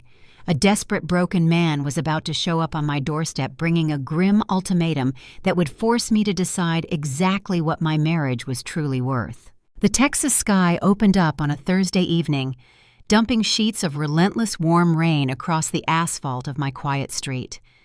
I was sitting on the living room floor, meticulously cleaning my tactical gear, enjoying the methodical rhythm of maintaining the only things in my life that felt entirely under my control. For nearly 3 weeks, my house had been a fortress of solitude. Since the encounter in the grocery store, I had not heard a word from Susan. I had received no further extortion attempts from Vance. The silence from Austin was profound, but I knew it was not the silence of peace. It was the silence of a vacuum waiting to be filled. My concentration was broken by a sudden heavy knocking at the front door. The sound cut through the steady drumming of the rain against the roof. I did not expect any visitors. I stood up, wiping oil from my hands onto a rag, and walked to the entryway. I peered through the small glass pane near the top of the door. Standing on my porch, soaked to the bone and shivering in the unseasonable chill of the storm, was Caleb. I unlocked the new brass deadbolt and pulled the door open. My husband looked entirely unrecognizable from the man I had kicked out a month prior. The polished, compliant son, who always sought to smooth over his family's rough edges, was gone. The man standing on my welcome mat looked hollowed out. His eyes were deeply bloodshot, carrying dark, heavy bags beneath them. His posture was slumped, as if he had been carrying a physical burden that finally broke his spine. Water dripped from his soaked hair onto the porch concrete. He did not offer a rehearsed excuse. He did not attempt to minimize the theft or defend his parents' actions. He looked at me, his voice cracking from exhaustion, and offered an apology devoid of any caveats. He told me he was wrong. He admitted he had been wrong about everything. He asked if he could please come inside. I stepped back, allowing him to cross the threshold into the warmth of the hallway. He left his wet boots by the door and stood awkwardly on the hardwood floor, water pooling around his socks. As he stood there shivering, the truth of his prolonged absence began to spill out in fractured, exhausted sentences. Living back under Vance's roof had effectively broken the psychological spell Caleb had been under his entire life. When we were living together in Copperas Cove, my military income had served as a convenient, invisible buffer. It allowed Caleb to secretly funnel money to his father without feeling the immediate crushing impact of the financial drain on his own daily life. By removing my paycheck from the equation, I inadvertently forced Caleb to stare directly into the abyss of his father's reality. Caleb confessed that Vance was not a tragic victim of a fluctuating commercial economy. The HVAC supply business was not failing due to tough market conditions. It was failing because Vance treated the corporate ledger like a personal slush fund to subsidize a fabricated aristocratic lifestyle. Caleb watched his father ignore vendor invoices while prioritizing monthly dues at the private golf club. He saw Vance refuse to downgrade his expensive leased luxury vehicles while simultaneously complaining about the cost of warehouse inventory. The definitive breaking point for Caleb arrived earlier that afternoon. The mounting pressure of Harper's impending extravagant wedding had finally cornered Vance. The high-end floral designer had threatened to cancel the imported arrangements unless a massive final payment was secured by the end of the business day. Vance, having exhausted his credit limits and drained the business reserves, turned his desperate gaze to his son. Vance did not ask for a modest contribution. He cornered Caleb in the kitchen and demanded that Caleb sign over his entire upcoming engineering paycheck directly to the florist. Vance framed the demand using the same toxic rhetoric Susan had weaponized against me in the grocery store. He told Caleb it was his duty to the family. He insisted that true loyalty required total financial submission. In that stark, desperate moment, Caleb finally recognized the terrifying machinery of his family dynamic. He saw that his father's hunger for status was a black hole that could never be satisfied. He realized that if he handed over his paycheck, Vance would simply return 2 weeks later, demanding the next one and the next, until Caleb had nothing left to give. He finally understood that his parents did not view him as a son to be nurtured, but as a resource to be consumed. Caleb refused the demand.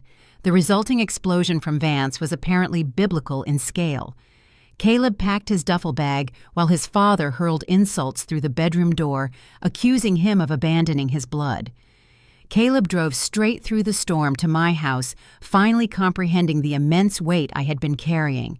He looked at me with desperate, tired eyes and begged to come home. He promised things would be different.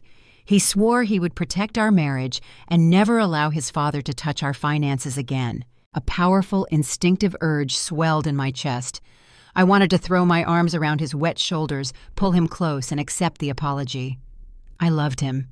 Seeing him physically shattered by the realization of his family's toxicity validated everything I had fought for. My heart screamed at me to offer immediate comfort and rebuild the life we had planned. But love without leverage is a severe liability. Forgiveness is a beautiful concept, but it does not protect a bank account from a father-in-law willing to exploit any available weakness. The military attorney's chilling warning echoed loudly in my mind. The state of Texas viewed us as a single financial entity. If I simply unlocked the door and let Caleb resume his place in my life without structural changes, my military pay would remain collateral for any future mistakes. I could not risk my survival on a verbal promise made during an emotional breakdown. I kept my physical distance. I told Caleb that I loved him, and I acknowledged the immense pain of his realization. I stated that he could stay in our home. I told him we could attempt to rebuild the marriage, but the terms of my surrender were non-negotiable. I informed him that a verbal promise was no longer sufficient currency. If he wanted to walk back into my life, he had to sign a legally binding post-nuptial agreement. I demanded a contract that would mathematically and legally sever our assets. The document would permanently separate our incomes, clearly delineate our individual liabilities, and explicitly remove my name from any debt he might accrue in the future. I required an ironclad legal barrier that would supersede the communal property laws of the state. Caleb flinched as if I had struck him. The demand visibly hurt him. He looked at me, a profound sadness mixing with his exhaustion. He viewed the requirement of a legal contract as a deep, fundamental lack of trust in his word. I met his gaze without blinking. I told him he was absolutely right. The trust was entirely gone. He had systematically destroyed it by secretly wiring my wages to his father for 8 months.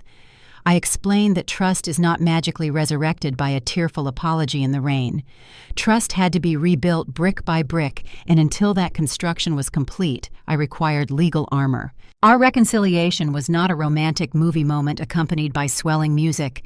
It was a gritty, painful, and deeply uncomfortable contractual negotiation standing in a wet hallway. Caleb lowered his head, realizing he possessed zero leverage to argue. He accepted the terms.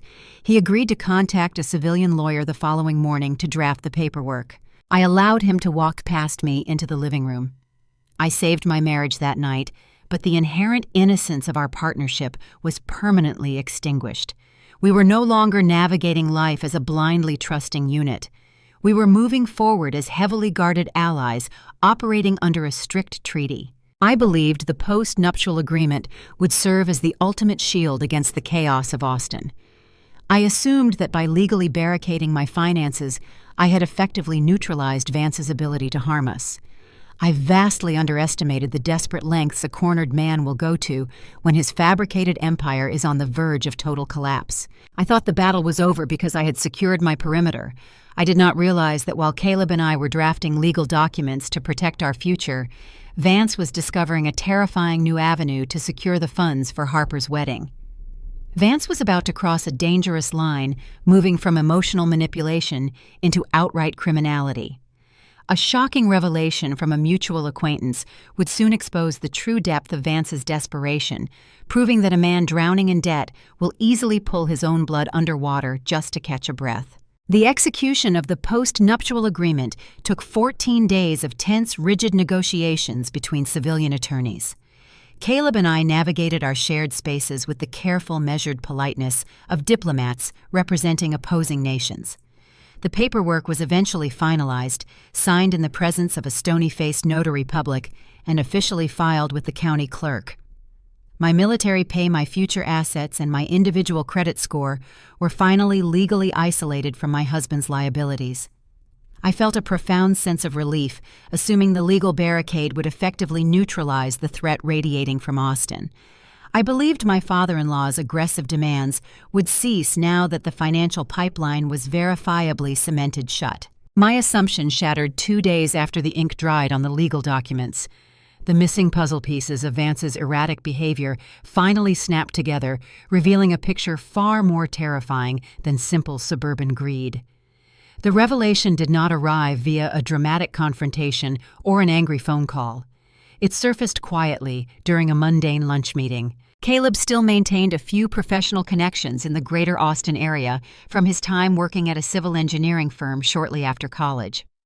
One of those connections was a commercial real estate broker named David, who handled warehouse leasing and commercial property acquisitions. David invited Caleb to lunch in Georgetown to discuss a potential referral for a structural inspection job. Halfway through their meal, the conversation drifted toward the local business climate. David, entirely unaware of the severe domestic fracture within Caleb's family, casually mentioned the impending trouble facing Vance's heating and cooling supply company. David noted that rumors were swirling rapidly through the commercial banking sector. He mentioned that Vance's primary warehouse location, the physical anchor of his entire operation, was quietly being prepared for receivership. Caleb, struggling to maintain his composure over his meal, pressed David for details. The broker leaned across the table, lowering his voice, and delivered the devastating truth. Vance was not just a poor manager suffering from a slow season. He had executed a catastrophic financial maneuver. 2 years prior, driven by the intense pressure to project extreme wealth and secure Harper's dream wedding, Vance had secretly leveraged the remaining equity in his commercial property. He secured a massive high-interest bridge loan from a secondary lending institution. This type of aggressive financing is typically utilized for short-term capital to cover immediate operational costs. Vance did not use the funds to upgrade his aging inventory or modernize his delivery fleet. He diverted the business capital to pay the staggering non-refundable deposits required by Harper's elite downtown Austin wedding venue. He used commercial debt to secure the imported floral vendor, the luxury caterer, and the deposit for a live entertainment band. He gambled the entire foundation of his 30-year legacy on a single social event, convinced he could generate enough revenue over the following 24 months to satisfy the loan before the balloon payment came due. His gamble failed spectacularly. The business revenue continued to bleed out, siphoned off by his country club dues and leased vehicles. The high-interest note was now maturing, and the lending institution was preparing to call the debt. Vance's company was weeks away from total foreclosure. When Caleb returned home that evening and relayed the broker's information, the temperature in my living room seemed to plummet. I sat on the couch staring at the blank television screen as my husband outlined the grim reality of his father's ledger. The context of the past 2 months shifted violently. Vance's initial text message demanding $50,000 was not an act of arrogant entitlement. The police visit to my front lawn was not merely a cruel exercise in power. The relentless pressure he applied to Caleb to surrender his engineering paycheck was not just a test of familial loyalty. Vance's actions were driven by absolute panicked desperation. He had backed himself into an inescapable financial corner. If he failed to produce the final payments for the wedding vendors, the event would be canceled, exposing his insolvency to his entire affluent social circle. Worse, if he defaulted on the commercial bridge loan, the bank would seize the warehouse, effectively ending his career and forcing him into public bankruptcy. Losing face among his peers was a terrifying prospect, but losing his livelihood meant total annihilation of his identity. Vance had viewed my enlistment and subsequent military signing bonus as a miraculous, convenient lifeboat drifting past his sinking ship. He genuinely believed he could commandeer our savings to satisfy the immediate wedding invoices, hoping the resulting social prestige would somehow miraculously rescue his failing business. When I transferred $50 and changed the locks, I did not just insult his pride. I effectively kicked the lifeboat away while the water was rising above his chin. This revelation fundamentally altered my perception of the enemy. I had spent weeks viewing Vance as a cartoonish villain, a tyrannical patriarch demanding tribute simply because he enjoyed the exercise of control. The truth was infinitely more dangerous. Vance was a drowning man. He was suffocating beneath the weight of his own fabricated image. A man motivated by arrogance can sometimes be reasoned with or forced into a strategic retreat. A man motivated by absolute survival will thrash violently, pulling anyone within arm's reach underwater just to secure a single breath of air. Understanding his logical, desperate motivation meant acknowledging that the standard rules of engagement no longer applied.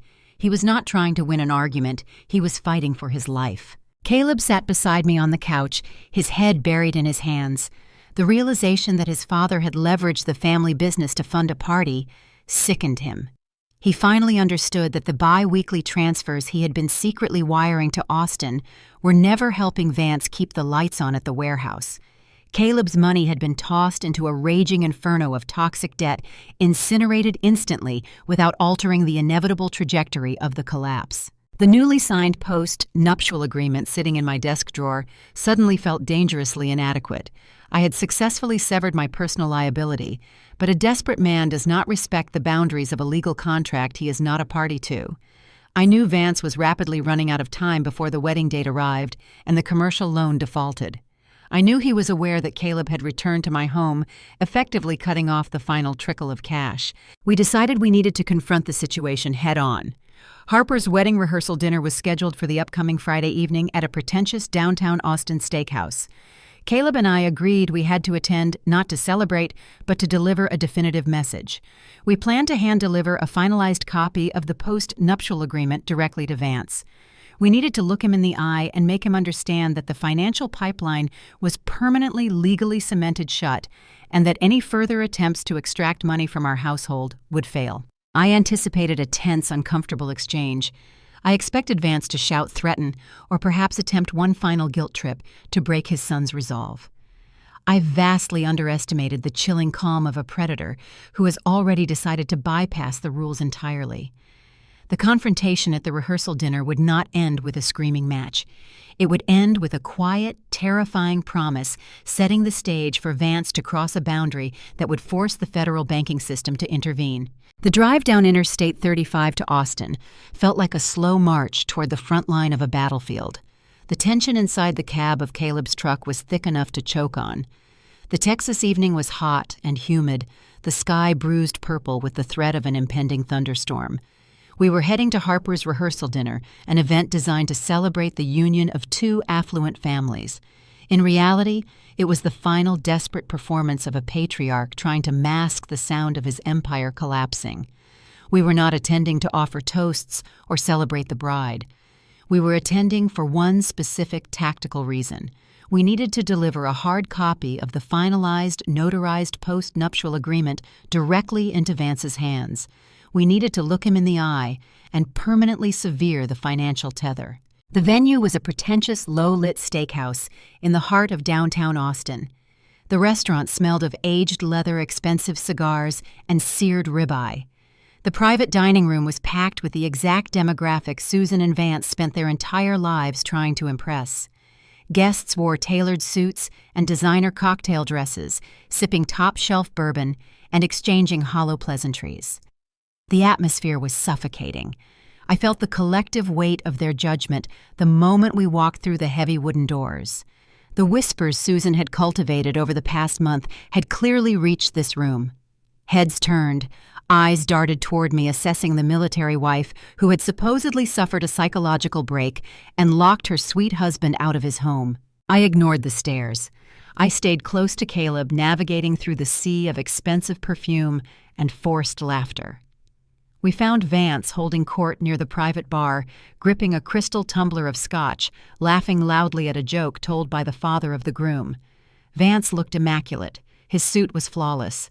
His posture radiated the false confidence of a man entirely in control of his domain. He did not look like a man whose commercial warehouse was weeks away from foreclosure. Caleb approached his father, his movements stiff and hesitant. He tapped Vance on the shoulder. Vance turned his manufactured smile, instantly dropping by several degrees when he registered my presence. Caleb kept his voice low, requesting a private conversation away from the crowded bar. Vance shot a quick measuring glance at the surrounding guests, ensuring no one was paying attention to the sudden shift in domestic dynamics. He nodded tightly and gestured toward a secluded alcove near the coat check, a quiet space shielded by heavy velvet curtains. The three of us stepped into the dim alcove.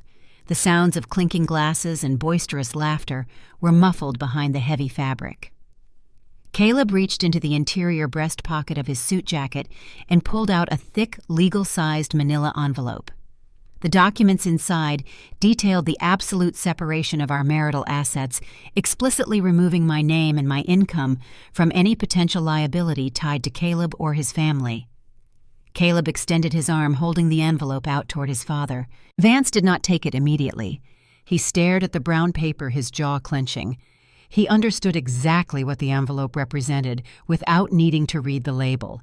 He recognized that the quiet pipeline of cash he had relied on for 8 months was officially dead. When Vance finally spoke, he did not yell. He did not launch into an aggressive tirade demanding obedience or threaten to ruin my career. He employed a far more insidious and effective tactic. He pivoted entirely to guilt. Vance looked at his son, allowing a sheen of manufactured moisture to gather in his eyes. He lowered his voice, adopting the tone of a deeply wounded, heartbroken father. He ignored me completely, focusing his entire psychological arsenal directly onto Caleb. He began to recite a meticulously curated list of every financial sacrifice he had ever made during Caleb's childhood. He listed the exorbitant cost of Caleb's out-of-state college tuition. He mentioned the specific make and model of the first car he purchased for Caleb when he turned 16.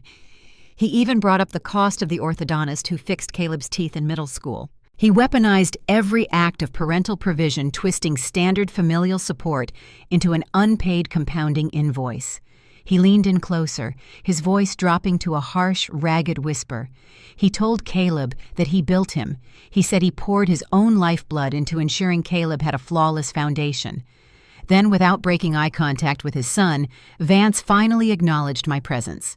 He accused Caleb of allowing a woman to tear their sacred bond apart over trivial legal paperwork. I stood my ground, maintaining a neutral defensive posture. I refused to engage with the bait. But beside me, I watched Caleb physically waver. The psychological toll on my husband was agonizing to witness. Caleb was actively resisting decades of deeply installed guilt. The conditioning Vance had subjected him to since childhood was roaring back to the surface, demanding submission. I saw the intense pain in Caleb's eyes, the desperate, conflicting desire to appease his father warring against the rational knowledge that his father was bleeding him dry. Caleb's hand shook slightly, the manila envelope trembling in his grip. It was a brutalization of his spirit, and standing there watching the man I loved endure that emotional torture was the devastating cost of our newfound freedom. Caleb did not lower his hand. He took a shallow, shaky breath and pushed the envelope forward until it touched Vance's chest. Caleb stated clearly that the financial support was over and the legal boundaries were set. Vance looked down at the envelope pressed against his suit jacket. He recognized that the guilt trip had failed. The manufactured sadness evaporated from his eyes, instantly replaced by a cold, desperate rage. The facade of the heartbroken patriarch dissolved, revealing the cornered, drowning man underneath. He snatched the envelope from Caleb's hand and tossed it carelessly onto a nearby cocktail table. The heavy thud of the paper hitting the wood sounded final. Vance did not scream. He did not cause a scene that would alert the wealthy guests standing just beyond the velvet curtain. He stepped into Caleb's personal space, his face inches from his son's. The smell of scotch and expensive cologne was overpowering. Vance looked at Caleb with eyes devoid of any paternal warmth. He delivered a single chilling sentence. He said, "You will regret this." He turned on his heel, pushed through the velvet curtain, and seamlessly re-entered the private dining room. I watched him smoothly transition back into his public persona, clapping a guest on the shoulder and laughing as if the confrontation in the alcove had never occurred. Caleb slumped against the wall of the coat check, burying his face in his hands. The emotional exertion had drained him completely. I stepped forward and placed a hand on his back, offering silent support. We had delivered the message. We had survived the confrontation. We left the steakhouse shortly after driving back to Copperas Cove in exhausted silence. I believed the threat Vance delivered was simply the bitter parting shot of a defeated manipulator. I assumed "you will regret this" meant a permanent cessation of contact, or perhaps an escalation of Susan's social smear campaign. I thought the worst he could do was ignore us. I was profoundly wrong. The threat was not an expression of emotional hurt. It was a promise. Vance had realized that intimidation and guilt could no longer bypass our defenses. Faced with the impending foreclosure of his business and the massive unpaid invoices for the wedding happening in less than 48 hours, Vance decided to abandon manipulation entirely. He was preparing to cross a catastrophic line from emotional abuse into a federal crime utilizing a weapon he had possessed since Caleb was 18 years old. He was about to gamble his freedom on the arrogant assumption that his son would never send him to prison. The ominous threat Vance delivered in the dimly lit alcove of the Austin Steakhouse hung over us like a stagnant storm front. We drove back to Copperas Cove that night, enveloped in an exhausted, heavy silence. I felt a grim sense of finality, convinced the post-nuptial agreement had definitively severed the toxic tether. I assumed Vance, realizing his access to my military income was permanently barricaded, would eventually be forced to accept his financial reality. I believed he would either declare bankruptcy or swallow his immense pride and ask his wealthy peers for a legitimate loan. I severely underestimated the psychological terror a narcissist experiences when their fabricated public image is threatened with total exposure. Vance was not preparing to surrender. He was preparing to execute a maneuver born of sheer, unadulterated desperation. The mechanism for his betrayal had been lying dormant in a filing cabinet for over a decade. When Caleb graduated high school and prepared to leave for college, Vance took charge of his son's initial transition into adult finances. Under the guise of responsible parenting, Vance walked an 18-year-old Caleb into a local bank branch and helped him open his first checking account and apply for a low-limit student credit card. Vance insisted on keeping detailed records of these transactions, claiming it was necessary to monitor Caleb's credit-building progress.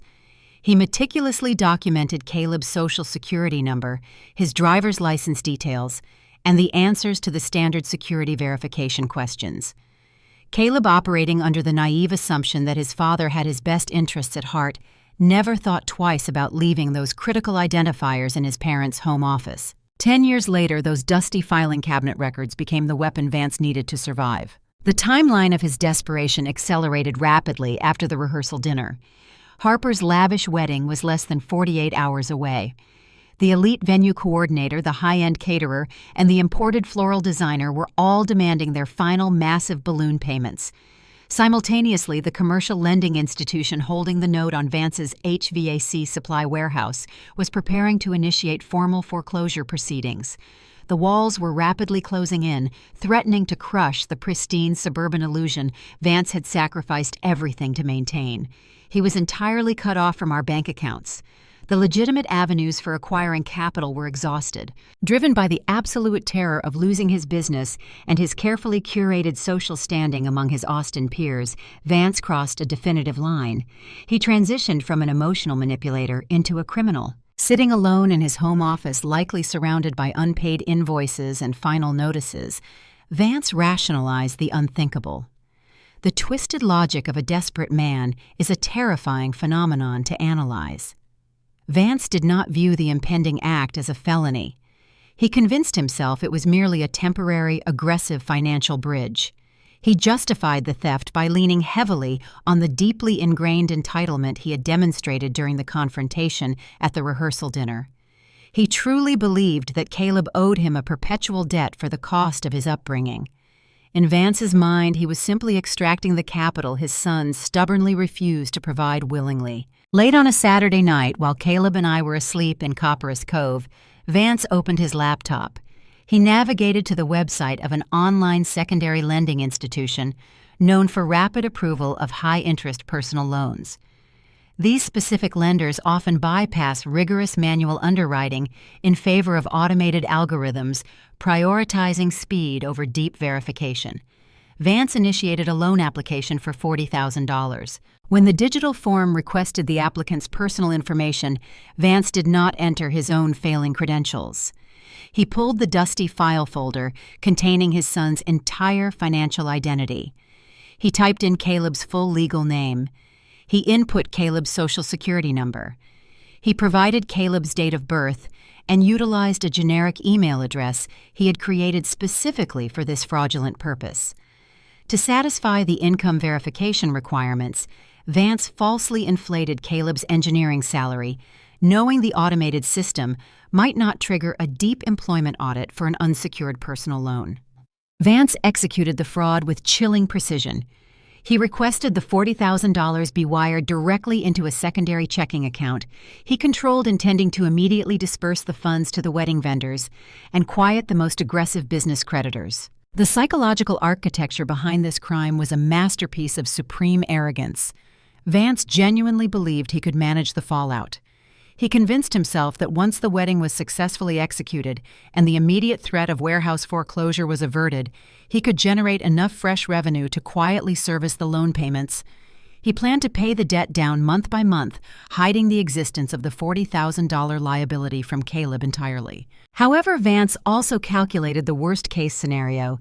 He factored in the possibility that the loan might eventually surface on Caleb's credit report. This is where his arrogance morphed into a catastrophic miscalculation. Vance assumed that because Caleb had spent his entire life submitting to his father's authority, he would maintain that pattern of compliance if the theft was ever discovered. Vance gambled his freedom on the deeply cynical belief that blood was thicker than the law. He banked on the premise that a son would rather quietly absorb a massive fraudulent debt and ruin his own financial future than report his own father to the authorities and destroy the family reputation. Vance executed the final submission on the loan application, effectively stealing his son's identity to finance a party and protect his own ego. He closed his laptop, likely feeling a profound sense of relief that the immediate crisis was averted. He went to sleep believing he had outsmarted the system, successfully navigated around the post-nuptial agreement, and secured the capital necessary to maintain his illusion of wealth. He was entirely unaware that the landscape of our defenses had fundamentally changed. He operated under the outdated assumption that Caleb was still a vulnerable, isolated target who could be bullied into silence. Vance did not know that during the painful, gritty negotiations surrounding the post-nuptial agreement, I had insisted on implementing severe automated countermeasures to protect our newly separated assets. While Vance was banking on Caleb's historical silence to cover his tracks, a silent digital alarm was already arming itself, preparing to broadcast his felony directly to our phones. The desperate gamble Vance took in the shadows of his home office was about to trigger an immediate, devastating confrontation that would bypass emotional manipulation entirely and thrust his actions directly into the jurisdiction of the federal banking system. The harsh reality of Vance's desperate gamble collided with our lives on a Tuesday morning.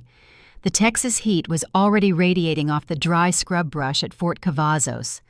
I was deep in the middle of a battalion-level field training exercise, surrounded by the chaotic noise of idling tactical vehicles and radio chatter. I was standing inside a canvas command tent, reviewing a logistical manifest on a folding table, when I felt my mobile phone vibrate sharply in the chest pocket of my combat uniform. During field exercises, personal communication devices are strictly ignored unless it is a verified emergency. I assumed it was a routine notification and ignored the initial buzz. But the phone vibrated again. Then a third time in rapid, urgent succession. I stepped away from the planning table, ducked under the heavy canvas flap of the tent, and walked a few paces into the bright sunlight to check the screen.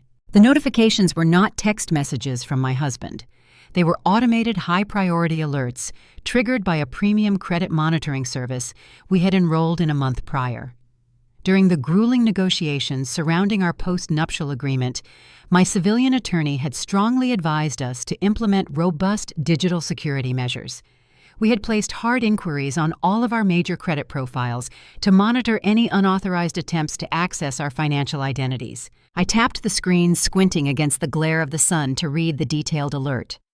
The monitoring service flagged a hard credit inquiry generated by an online secondary lending institution. The alert indicated that a personal loan application had just been submitted requesting a staggering $40,000. The application was filed under Caleb's full legal name, utilizing his Social Security number. The air in my lungs turned to ice. For a few seconds, the noise of the surrounding motor pool faded into a dull, distant hum. I did not need to launch an investigation to determine the origin of the application. I did not need to wonder if a random cybercriminal in a foreign country had acquired Caleb's data. I knew with absolute chilling certainty exactly who was sitting on the other side of that digital request. I dialed Caleb's number immediately. He answered on the second ring, his voice sounding tense. He was sitting at his desk at the engineering firm in Temple, and he had just received the identical email alert on his work computer. He asked me what was happening, his tone laced with a rising panic. I told him to log directly into the credit monitoring portal. I listened to the rapid clicking of his keyboard over the phone line. A heavy, sickening silence stretched between us as the reality of the $40,000 loan application materialized on his screen. He whispered his father's name, the realization hitting him like a physical blow to the stomach. The rage that ignited in my chest was absolute. It was not the hot, impulsive anger that had driven me to send the sarcastic $50 transfer weeks ago. This was a cold, terrifying fury. Vance had escalated the conflict from manipulative extortion into a federal felony. He had attempted to chain his son to a massive high-interest debt to fund an illusion. I wanted to drop my tactical gear walk straight to my vehicle drive down Interstate 35 to Austin and burn Vance's carefully curated reputation to ash. I wanted to stand in the middle of his affluent country club and announce to his wealthy peers that their respected businessman was a desperate fraud stealing his own son's identity. I gripped the phone tightly, articulating my intent to call the lending institution immediately and expose the fraud. I told Caleb we needed to drive to Austin that evening and confront his father face to face with the evidence. Caleb broke. The sound of his voice shattering over the phone line was agonizing. He began to cry, the stifled, painful sobs of a man watching the final pillar of his childhood reality collapse. He begged me not to confront Vance publicly. He pleaded with me to handle the situation quietly, asking if we could just call the bank and quietly cancel the application before the funds were dispersed. He said, "He is still my dad, Molly. Please don't destroy him." Standing in the dust of the motor pool, I faced the ultimate test of our fragile reconciliation. The post-nuptial agreement had legally protected my assets, but this moment tested the structural integrity of our marriage. If I compromised my principles and allowed Vance to quietly withdraw the application without consequence, I would be betraying my own profound need for justice and security. I would be enabling the very behavior that had nearly ruined my life. However, if I yielded to my rage and executed a scorched earth campaign against his family, I would permanently break my husband. I would force Caleb to endure a public humiliation he was not emotionally equipped to handle. I took a deep breath, the dry Texas air filling my lungs.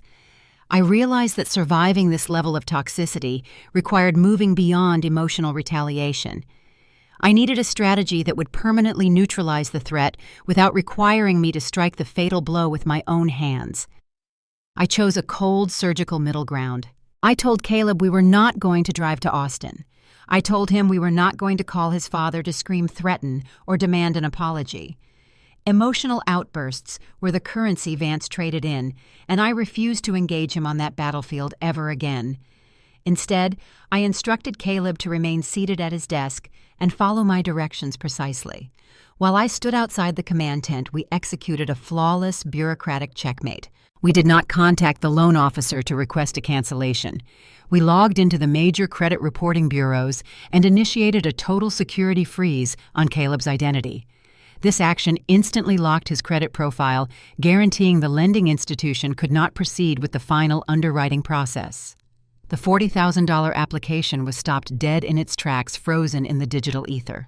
Next, we formally flagged the specific loan inquiry as fraudulent activity resulting from identity theft.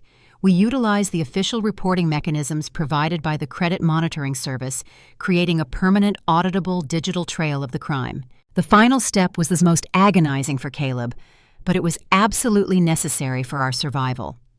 I stayed on the phone with him, offering quiet, steady support while he contacted the local police department in Temple.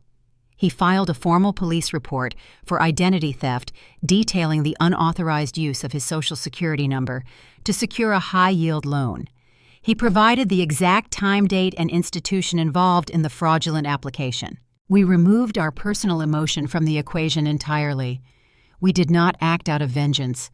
We simply did exactly what the law required a victim of identity theft to do. By following the rigid, unemotional protocols of the financial system, we successfully insulated ourselves from the immediate fallout. We handed Vance over to the jurisdiction of the federal banking regulations and local law enforcement. I ended the call with Caleb confirming the police report number was secured. I walked back into the canvas command tent, the heat of the afternoon sun fading into the cool shadows of the interior. I returned to the logistical manifest on the folding table, my hands perfectly steady. The trap Vance had set for his own son had snapped shut, but Caleb was no longer standing inside it. Vance had gambled his freedom on the assumption that Caleb would remain silent out of misplaced loyalty. He assumed his son would absorb the blow to protect the family name. By filing the police report and freezing the credit file, we ensured that the silence was permanently broken. We did not need to drive to Austin to confront the patriarch. We did not need to scream or hurl insults to make him understand the consequences of his actions. We had weaponized the bureaucracy against him. The quiet standoff was over, and the state of Texas was about to do the screaming for us. The automated systems were already churning, preparing to deliver the devastating reality of Vance's desperate crime directly to his front door, guaranteeing that the impending wedding weekend would become a spectacle he would never forget. The fallout from locking down Caleb's credit profile was swift and merciless. We did not have to lift a finger to initiate the destruction of Vance's carefully curated empire. The automated algorithms of the financial sector and the rigid protocols of the justice system took over, moving with a cold mechanical efficiency that no amount of suburban manipulation could stop. The lending institution's security software flagged the immediate discrepancy between the IP address location originating in Austin and Caleb's established residential history in Copperas Cove. Combined with the formal police report we had filed, the application was instantly diverted from the standard underwriting queue and escalated directly to the Regional Fraud Investigation Division. The pipeline of emergency cash Vance had so arrogantly banked on was sealed tight, and the timing could not have been more catastrophic for his fabricated social standing. Harper's elite downtown wedding was scheduled for that upcoming Saturday. By Thursday afternoon, the high-end vendors expected their cleared funds. When the wire transfers failed to materialize, the dominoes fell with devastating, undeniable speed. The exclusive venue coordinator placed a phone call to Susan. I can only imagine the cold, sinking panic that set in when the reality of their insolvency was laid bare over the telephone line. Without the final non-refundable payment, the venue voided the contract on the spot. The heavy mahogany doors remained locked. The imported floral arrangements consisting of thousands of rare orchids meant to impress the Austin elite were never loaded onto the delivery trucks. The luxury caterer canceled the waitstaff and repurposed the expensive ingredients for a client capable of paying their invoices. Harper's dream wedding, the social event Vance had sacrificed his business to fund, evaporated into thin air 48 hours before the guests were scheduled to arrive. Susan scrambled desperately to salvage the event, trying to cash in decades of social favors with her country club peers. But high society circles are fiercely protective of their own status, and rumors of financial ruin spread through those neighborhoods faster than a prairie fire. No one offered a financial bailout. No one offered to host the reception in their lavish backyards. The affluent community, sensing the stench of impending bankruptcy, turned their backs, leaving Susan and Harper to face the grim, unvarnished reality of their situation. The ceremony was hastily relocated to a public municipal park on the outskirts of the city. The contrast between the intended luxury and the actual event was staggering. Instead of a climate-controlled ballroom dripping with crystal chandeliers, Harper stood beneath a weathered wooden gazebo, sweating in the suffocating, humid Texas heat. The guests who bothered to attend sat on mismatched folding chairs rented from a local hardware store. There was no string quartet playing classical music, only the distant, relentless hum of highway traffic and the occasional bark of a stray dog. Harper was furious, her face flushed with deep humiliation. She was forced to smile for inexpensive photographs while her meticulously curated fantasy lay in ruins. She blamed Caleb for ruining her day, telling the remaining guests that her brother had selfishly withdrawn his financial support at the last minute. She was entirely ignorant of the fact that her own father had attempted to fund the celebration by committing a federal crime against her brother. For Vance, the consequences extended far beyond a ruined social gathering. The federal banking system does not forgive identity theft, and desperate men do not get a pass simply because they wear custom suits. The police investigation moved forward with unyielding momentum. Detectives visited the primary HVAC warehouse. They collected computer hardware and subpoenaed digital footprint records from the internet service providers. The evidence they uncovered was undeniable and overwhelming. The IP address utilized for the fraudulent loan application matched the router in Vance's home office. The generic email address created for the submission was traced directly back to his personal devices. A few weeks after the disastrous park wedding, Vance was formally indicted on felony identity theft charges. The illusion of the respected local businessman was permanently shattered. The details of the arrest made their way into the local commercial news cycle, and his remaining credibility evaporated overnight. The commercial lending institution holding the original bridge loan saw the criminal indictment and immediately initiated the foreclosure process to mitigate their losses. The heating and cooling business was placed into receivership. A court-appointed official arrived at the warehouse, dismissed the remaining staff, and placed heavy steel padlocks on the loading dock doors. The fleet of leased luxury vehicles was repossessed from the company lot. The country club formally revoked his membership, citing the unpaid dues and the impending criminal scandal. The empire Vance had spent 30 years building, the same empire he had prioritized over his own son's well-being, was dismantled brick by brick by the very system he had tried to outsmart. But defeating a toxic patriarch does not yield a triumphant celebration. There was no cheering in our home. The victory required a staggering emotional toll, and the person who paid the highest price for our survival was Caleb. My husband was forced to participate in the legal proceedings against his own father. He received a subpoena requiring his sworn testimony to verify the fraud. We drove to a sterile, windowless legal office in downtown Austin for the formal deposition. The room smelled faintly of stale coffee and industrial carpet cleaner. The air conditioning hummed a low, monotonous drone that seemed to amplify the tension. A court reporter sat in the corner, fingers poised over a stenography machine, ready to capture every agonizing syllable. Caleb sat across a long, polished mahogany table from the prosecuting attorneys and Vance's defense counsel. He looked small, hollowed out by the sheer weight of the moment. He was placed under oath.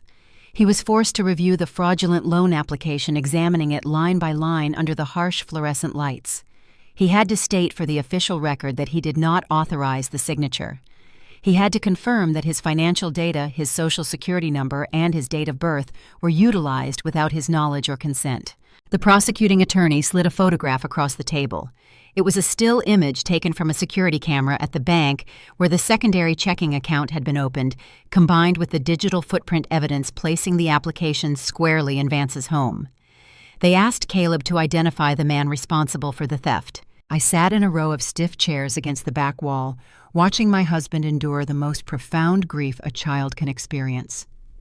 The deep conditioning of his childhood fought a brutal, visible war against the reality of his present. He gripped the edges of the heavy wooden table, his knuckles turning stark white. He stared at the documents, his chest heaving as he struggled to draw breath. Tears spilled over his lower lashes, dropping silently onto the collar of his dress shirt. He looked at the attorneys, his voice cracking under the immense psychological pressure, and said the words that severed his family permanently. He identified his father. The deposition broke Caleb. When we walked out of the legal building and returned to the safety of our vehicle, he collapsed against the steering wheel and wept. He mourned the loss of the father he had always wished he had, and he mourned the grim, unforgiving reality of the father he actually got. He carried a crushing, misplaced guilt feeling, as though he had pulled the trigger that executed his family's legacy. I sat beside him in the passenger seat, offering silent, steady support. I knew that words could not stitch a shattered soul back together. I could only offer my presence, anchoring him to the reality that he had done the right thing, even though doing the right thing felt like a death sentence. Our survival required intense, ongoing rehabilitation. We are currently spending thousands of dollars on specialized marriage counseling to navigate the wreckage left behind. We drive to a clinical psychologist in a neighboring town twice a week. We sit on a neutral gray sofa, working through the dense layers of trauma Vance and Susan inflicted on our foundation. The therapy is grueling and unglamorous. We have to deconstruct the toxic loyalty Caleb was raised to revere. We have to rebuild the fundamental architecture of trust within our own walls, learning how to communicate without fear of manipulation. Caleb is learning how to exist in the world without seeking the approval of parents who only valued him as a resource. I am learning how to soften the rigid defensive posture I built to survive the siege, allowing myself to trust my husband again. We won the war, we protected our financial future, we secured our perimeter, and ensured that no one could ever leverage our labor for their own status again. But there was no joy in the victory. The peace we secured was not freely given. It was bought and paid for in blood bureaucracy and immense psychological suffering.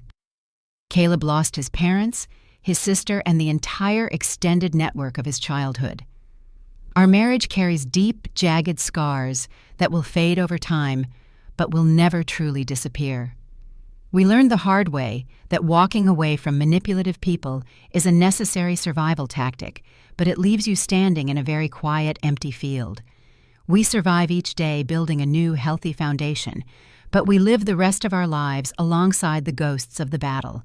Sitting here today reflecting on the charred remains of what used to be a family, I realize that surviving this kind of warfare changes your fundamental understanding of human connection. The journey from the empty bleachers at Fort Cavazos to the sterile deposition room in Austin forced me to dismantle every naive belief I held about loyalty and obligation. I am no longer the woman who bites her tongue to keep the peace.